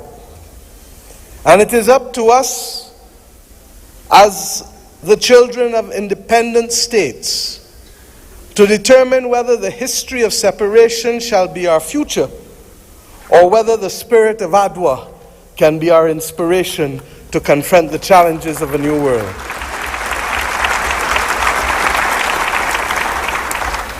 Yes, I stand here as a daughter of Africa. I stand here equally as a proud Prime Minister of Barbados, a country which is the first landmass that you reach after you leave this great continent of Africa. A country which became a hub for the wrong reasons, but today I come to Ethiopia to share with you in the Africa Union that we can be a hub now for the right reasons between our two peoples. I stand here as the proud chairman of CARICOM, the Caribbean community, recognizing that as a member of the 6th region of Africa, we have come to reclaim our Atlantic destiny.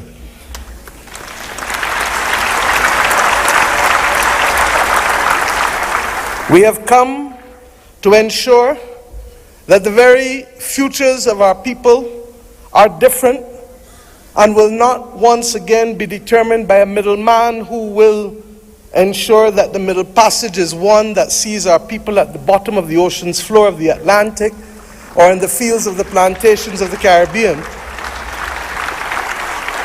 but instead that it will be a future that sees our people, hears our people, feels our people, and that will determine in future that it is we who shall forge the manner in which we cooperate, integrate, and invest, rather than simply being victims of a past history.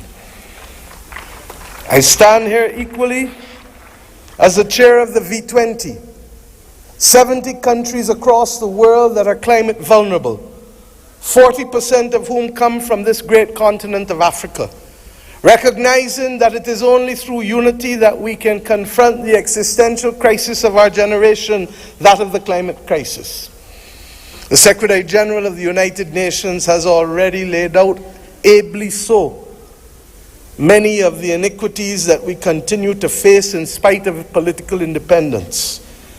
It was His Majesty Haile Selassie who popularized and told us that there shall be no first-class or second-class citizens, words popularized by Bob Marley, learned by all of our people without appropriately recognizing the context in which he spoke and the mission which must be ours for generations until it is achieved.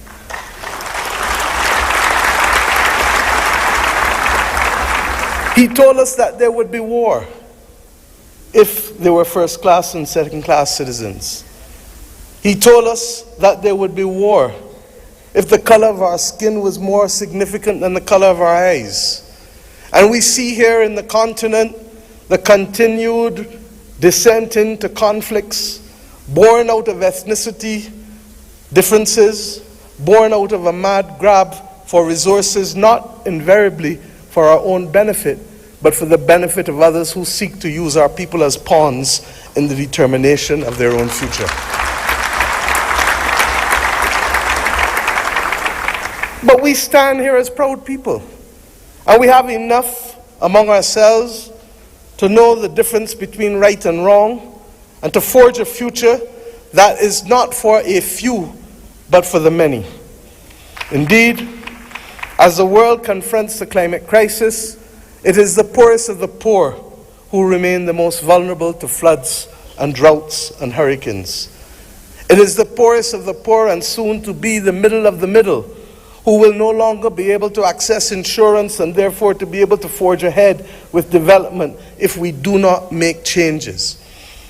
We have examples of a partnership that have worked for us, not just from the spirit of Adwa and the conquest and the rise of the Pan-Africanist movement in our history, but within recent times. During the COVID-19 pandemic, it was the African Union, under the leadership then of President Ramaphosa, and with the assistance of Dr. Tedros of the WHO, that recognized that the Caribbean, which was being marginalized by denial of access to basic therapeutics, basic medical equipment, to vaccines, that we should not be left as pariahs on the global landscape, but that our brothers and sisters in Africa would bring us through the Africa Medical Supplies platform to be able to ensure that we could secure for our own people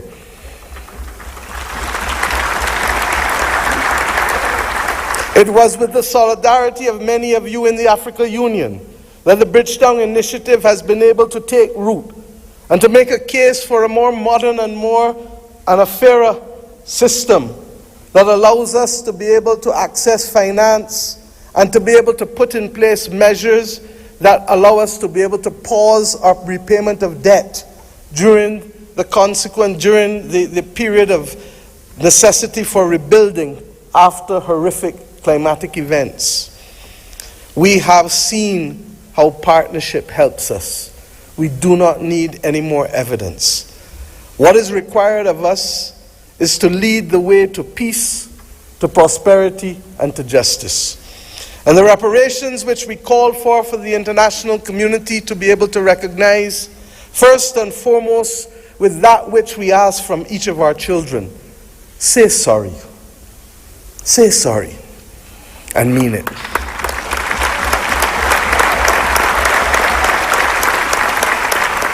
And after you say sorry, recognize that the future of the world is not possible without the stability of Africa and its diaspora. For as long as hypocrisy and double standards remain, it will be impossible to secure stability and peace in any nation across the earth.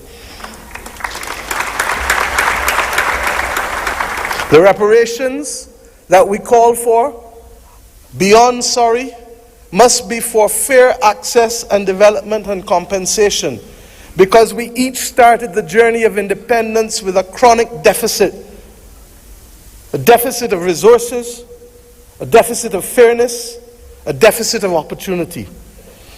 And it is up to us, many of us in the second and third generation of independence, to be able to frame out fairly in a mature conversation what those reparations must look like if we are to attain justice and to inspire the young people of this world that good must always prevail over evil. But it is not only the reparations that we ask from the international community, because we ourselves must repair the damage that was foisted on us. The notion that transit visas, begging for them, must be the lot of our people in order to move across this world cannot be something that gives us satisfaction.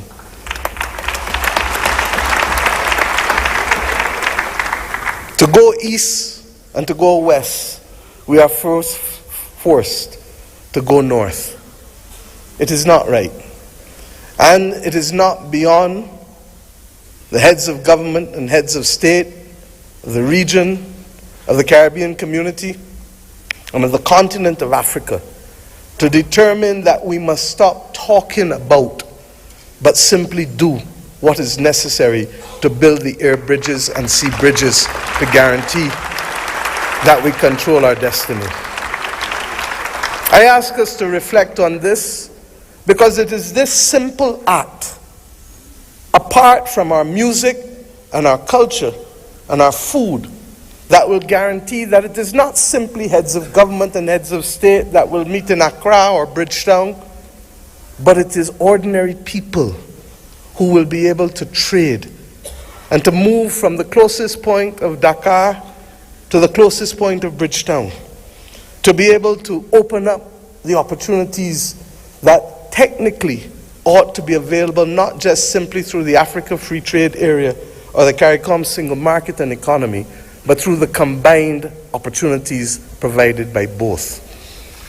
I ask us equally to recognize that in an era where AI is threatening to redefine what humanity can do and even if we can survive, that it is not ours to be the victims once again of technology as we were with gunpowder, but it is for us to help shape the future of the world, because more often than not it is Africa and its people who have brought the humanizing forces to bear on civilization. And if we are to be the cradle of civilization, then we are to be the protectors of people and planet, of humanity, as we go forward. And some watching on may say, how? And I say, how not? How not does a continent that has 40% of the world's minerals not be in charge of helping to secure the destiny and stability of the planet? How not does the numbers of our two communities, who constitute a third of the world's states, not act in singular purpose to forge the kind of world that we want, and to be able to ensure that the institutions that deny access to us, to hear our voices as reflective of the continent and of the small island developing states of the world? How do we not secure that admission, which is not only just, but a moral imperative if the world is to have stability in this 21st century?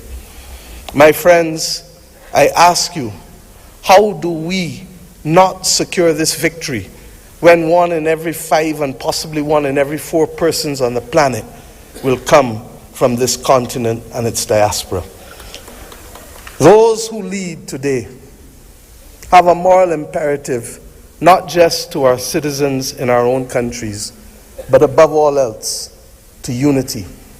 The spirit of Adwa demands of us that we recognize that even in the face of the greatest technology being foisted upon us, that we can rise and win if we act in unity. This has been a message not given by our generation alone, but by previous generations of African and Caribbean leaders. But we ask ourselves, why does it elude us? And the answer comes not from outside, but only from within. When I speak of the USA with affection, I do not only want to speak of that which is known in the Americas. I want to speak about that which ought to have been possible if the 1884 Berlin talks did not take place. The possibility of the United States of Africa, which is as diverse as India, which is as diverse as China in terms of ethnicity and language and religion, but which is entirely possible if we see not ourselves first, but we see the unity of ourselves together. This may be the cry of a naive and romantic daughter of Africa. But if that is the case, I prefer to die being a naive and romantic daughter of Africa than one who is cynical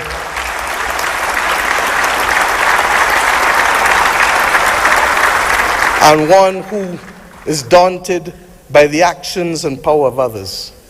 We know what it is to stand in unity with you to fight apartheid and to fight for the liberation of the peoples of Africa. For when President Castro stood to send people from his own country to southern Africa to free your people, it was in my own country that the planes refueled, ensuring that that battle was possible.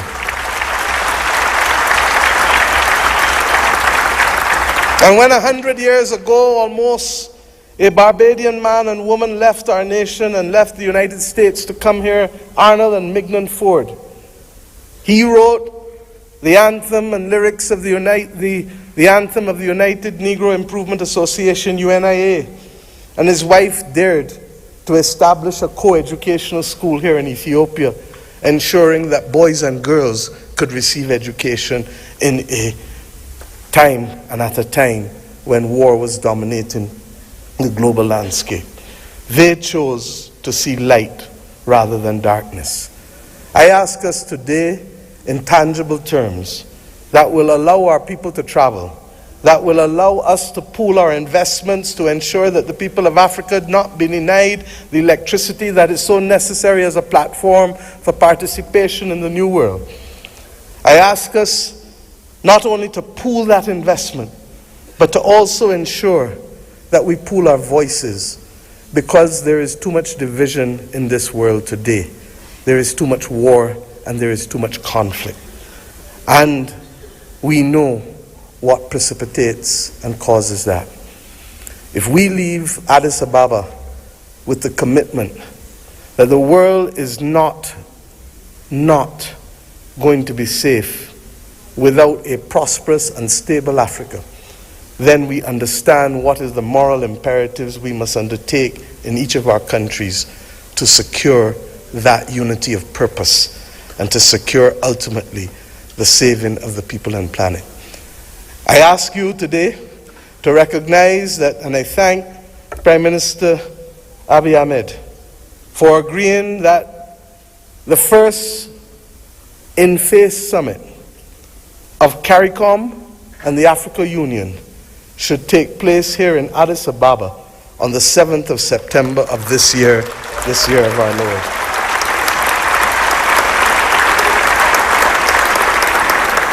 By that simple act, we build on the inaugural summit which took place virtually in 2021. But more importantly, we seek to regularize and to establish as a permanent point of interaction the unity of which I speak and call for. And I ask you as I leave this podium to recognize that we too in the Caribbean want to see you. Indeed, in my own country in Barbados, we will celebrate the Caribbean Festival of Arts, the 15th CariFesta, from August 22nd to August 31st.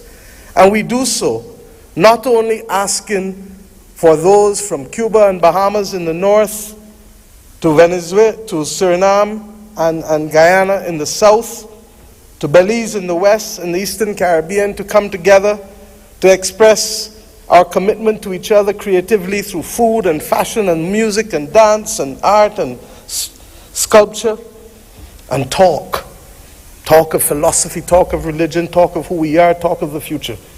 I ask us to recognize that we celebrate this year our resilience, and that we do so not only asking the people of the Caribbean to come, but the people from whom we came here in Africa, in India, in China, and the continent to which we went, in particular in Central America and Latin America.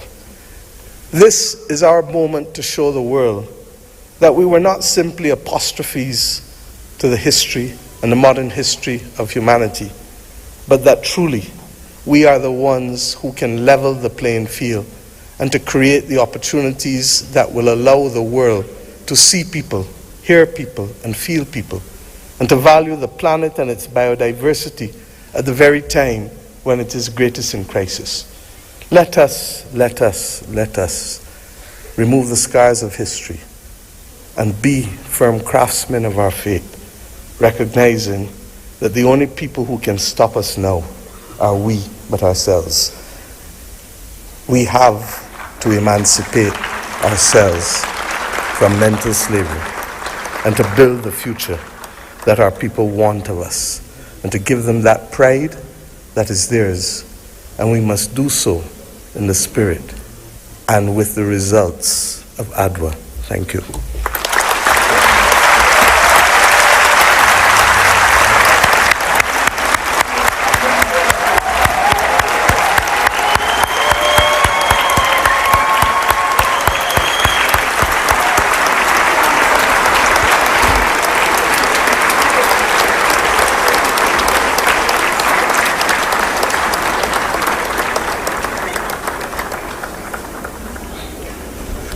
Thank you, Your Excellency, Prime Minister of Barbados, Chair of the Caribbean Community, CARICOM, for a global call for the African Union theme of year 2025. It is my distinct honor to welcome now His Excellency John Mahama, the President of the Republic of Ghana, as the African Union leader on advancing the cause of justice and payment of reparations to Africans. Your Excellency.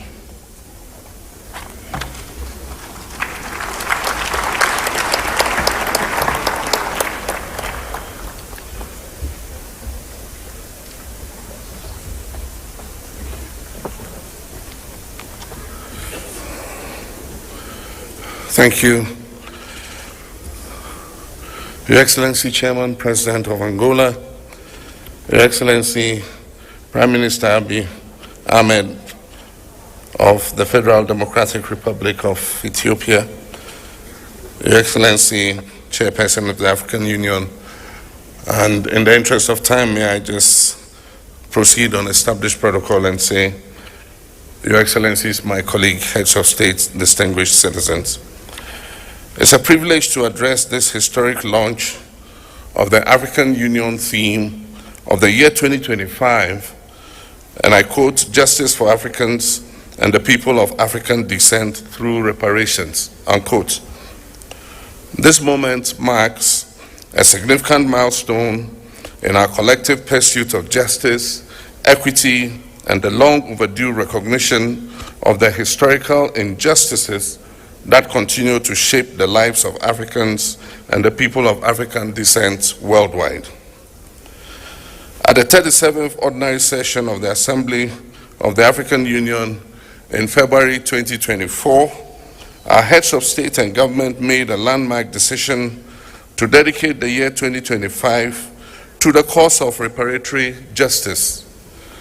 This decision underscores our collective commitment to addressing the historical injustices and their lingering consequences that have impacted generations of Africans and people of African descent. It aligns with our broader struggle for liberation, unity, and socio-economic empowerment as enshrined in Agenda 2063, the Africa we want, a vision for an integrated, peaceful, and prosperous continent. Your Excellencies, the transatlantic slave trade was one of the most heinous crimes against humanity, spanning about 400 years and forcibly displacing more than 12.5 million Africans. It is estimated that at least 2 million of our compatriots perished during the Middle Passage alone.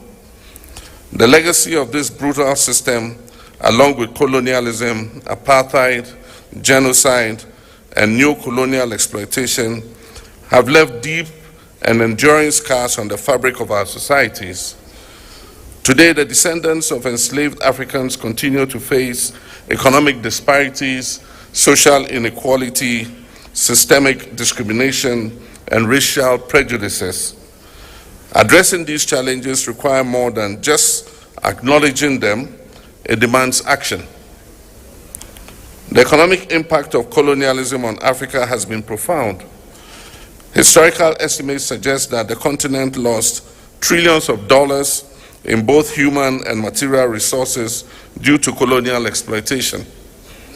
The forced extraction of wealth, which included minerals, cash crops, and labor, deprived African nations of the capital and infrastructure necessary for sustainable development.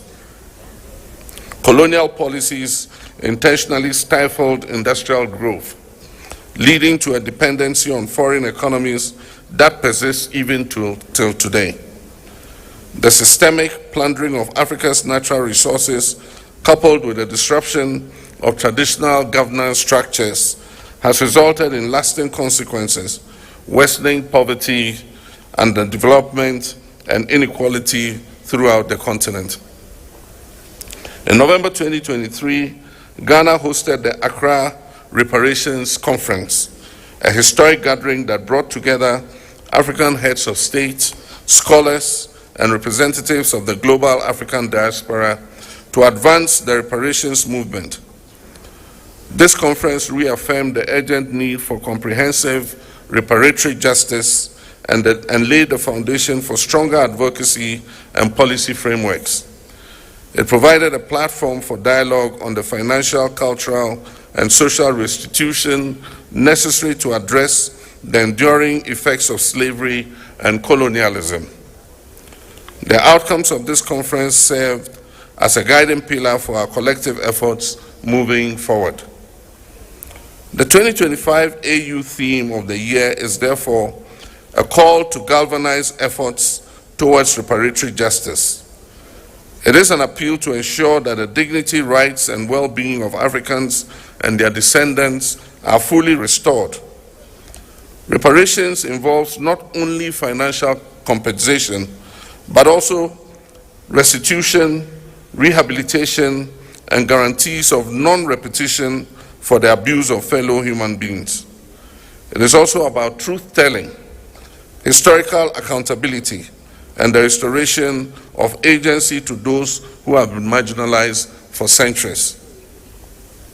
Your Excellencies, ladies and gentlemen, the call for reparations, while including, extends beyond financial redress to encompass addressing structural inequalities, ensuring educational and economic opportunities, reclaiming cultural heritage, and amplifying the voice of Africa and the diaspora communities on the global stage. Achieving justice requires multi-stakeholder collaboration. Today's pre-launch event serves as a crucial platform for concertedly rolling out constructive consultation, dialogue, and partnership. We welcome the participation of AU member states, regional economic communities, the global African diaspora, civil society organizations, academia, the private sector, and international partners in this transformative endeavor. The African Union Commission, in collaboration with key partners, have developed a concept note and revised the roadmap to guide the implementation of the reparations agenda. This initiative will further the aspirations of Agenda 2063, fostering an Africa that is self-reliant, just, and inclusive. Through this launch, we seek to, among other things, የአፍሪካ የነጻ የንግድ ቀጠና ስምምነት ሲባል እቃዎችን አገልግሎቶችን በአገሮቹ መካከል በተሳለጠ ሁኔታ መነገድና ማንቀሳቀስ የሚቻልበት ስርዓት ለመፍጠር የተዘጋጀ ህግ ነው፣ የተዘጋጀ ተቋም ነው። እንግዲህ እንደ አህጉር በሁለት ፓራሜትር ስምምነት ላይ ተደርሷል። አንደኛው በእድገት ወደ ኋላ የቀሩ ሀገራት ታሪፋቸውን በሂደት እየቀነሱ በ10 አመት ውስጥ ዜሮ እንዲያደርጉ 90% ታሪፍ ላይ ናቸው ማለት ምርታቸው። ቀሪውን 7% የምርት አይነት ደግሞ ስምምነቱ ተግባራዊ ከሆነበት ከ6ኛው አመት ጀምሮ እስከ 13ኛ አመት ባለው ጊዜ ውስጥ ዜሮ እንዲያደርጉ፣ ከዚህ ውስጥ ደግሞ ሁለቱም ውስጥ በሂደት ዜሮ የማይሆኑ 3% የታሪፍ መስመር ወይም ምርት ታሪፍ የማይቀነሱ ሆኖ አህጉር ደረጃ መስማማት ላይ ተደርሷል። ኢትዮጵያ ለመጀመሪያ ጊዜ በእንዲህ አይነቱ የነፃ ንግድ ቀጠና ስምምነት ውስጥ ተሳታፊ ሆናለች። ያን ስትሆን አሁን ያነሳው ጥያቄ መነሳት ያለበት ጥያቄ ነው። ለምን እንገባለን? መወዳደር እንችላለን ወይ? የማምረት አቅማችን ምን ያህል ነው? እነዚህ ጥያቄዎች በጣም ወሳኝ ጥያቄዎች ናቸው እና የማምረት አቅሙ አለን ወይ የሚለው ቢነሳ አለን፣ ያለን ያህል አለን፣ የሌለንም የለንም። ግን ዋናው ነገር ምንድነው? ያሉንን ራሱ ለብዙ ተጠቃሚዎች ሸማቾች ማቅረብ የምንችልበት እድል ይፈጠራል። በዚህ የስምምነት ማዕቀፍ ውስጥ ኦሪጂናል ቫልዩ ቼን ወይም ደግሞ ቀጠናዊ የእሴት ሰንሰለት ፓኬጆች ትልቅ ትኩረት ተሰጥቷቸዋል። ምን ማለት ነው? ጥሬ ዕቃ ከአንዱ የአህጉሩ ክልል የሚገኝ ጥሬ ዕቃን ሌላኛው የአፍሪካ ሀገር ወይ የስምምነቱ አባል ሀገር ሲጠቀመው ኦሪጂናሊቲው እንደራሱ የመጠቀም ማንዴት እድል ሰጥቶታል። ለምሳሌ ኢትዮጵያ የምትፈልጋቸውን ጥሬ ዕቃዎች ከአፍሪካ ሀገራት ስታስመጣ እንደ ኢትዮጵያ ኦሪጂናል ምርት ተጠቅማ አምርታ ማርኬቱን ወይም የገበያ አማራጩን ልትጠቀም ትችላለች። ይሄ ሰፊ አማራጭ ነው። ከአገዋ ስንወጣ ሰዎች ሊፈናቀሉ የቻሉት ለምንድን ነው? አምርተው የተመረተው ምርት አሜሪካ ሄዶ ተሽጦ በሚገኘው ገንዘብ ደሞዛቸውን የሚያገኙ ሰዎች ናቸው ስላቸው ለቀቁት። ያ ማለት ምንድነው? አሜሪካ አታስገቡም የእናንተን ዕቃ እኛ ጋር አታስገቡም ብላ ውሳኔ ስትወስን እኛ ሌሎች አማራጭ ገበያዎች ሊኖሩን ይገባል። እንደ መብት የምንልክባቸው የምንሸጥባቸው ገበያዎች ሊኖሩ ይገባል። የአፍሪካ የንግድ ቀጠና አባል መሆን ማለት በተወሰነ መልኩ እንደዚህ አይነቱን እድል የሚፈጥር ተቋም ማለት ነው። እነዚህ የመሳሰሉ የእሴት ሰንሰለቶች በሀገር ውስጥም ያለውን የእሴት ሰንሰለት ያጠናክራል የሚለው ብዙ ሊትሬቸሮች የሚያሳዩት ነው። ለምሳሌ እኛ በቆዳ ምርት የተሻለ አቅም አለን። እነዚህ የቆዳ ምርቶች ሮ ማቴሪያሉን ሪሶርስ የማያገኘው ወይም ደግሞ ተቀባይ የማያገኘው አካል አምርቶ ገበያ ስለሚያገኝ እርስ በርስ የተሳሰረ የገበያ ሰንሰለት ይፈጥራሉ። ዶሜስቲካሊ ማለት የሚያስችል ኢትዮጵያ የአፍሪካ የነፃ ንግድ ቀጠና ስምምነትን ፈርማለች። እሰየው ያስብላል። እሱ በራሱ ግን የሚያመጣው ለውጥ የለም። ያ መተግበር አለበት ስንም ማለት አይችልም። ህጎቹ የአገሪቱ ህጎችና አሰራሮች የንግድ ቀጠናው ስምምነት በሚፈልገው መንገድ እንደገና መቃኘት ይኖርባቸዋል። አምራቾቻችንን ማዘጋጀት፣ እንዲያውቁት ማድረግ፣ የሚያስፈልጋቸውን ተቋማዊ ድጋፍ ማድረግ፣ የሚያስፈልጋቸውን የፋይናንስና የመዋለ ንዋይ ድጋፍ ማድረግ በጣም ወሳኝ ነገሮች ናቸው። ከዛ ቀጥሎ ኦፍ ኮርስ የሰላም ሁኔታ አለ። የአስተዳደራዊ ብልሽት ብልግና ነገሮች መወገድ አለባቸው። ምክንያቱም አሁን የምናስበው ነገር የኢትዮጵያን ኢኮኖሚ ይሄን ተጠቅመን እንዴት አድርገን እናሸጋግረዋለን፣ እንዴት አድርገን እናሳድገዋለን የሚል ነገር ነው የምናወራው። ያለ ማድረግ ከፈለግን እንቅፋቶችን በየደረጃው ማስወገድ ያስፈልጋል። ህጉን በአግባቡ ያለመተግበር ችግሮች ይኖራሉ።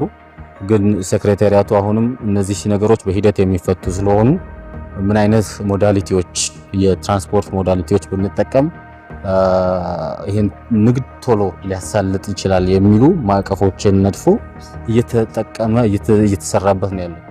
ግን እንደ ኢትዮጵያ ስንመለከተው እኛ የተሻለ ቤኔፊት አለን እንደ ሀገር። የውጭ ሀገር መንግስታት፣ የውጭ ሀገር ነጋዴዎች፣ የውጭ ሀገር አምራቾች አሰፍስፈው የሚጠብቁት ሊገቡ የሚፈልጉበት ገበያ ነው ያለና አፍሪካ ውስጥ። ይሄ ደግሞ እያደገ ነው የሚሄደው።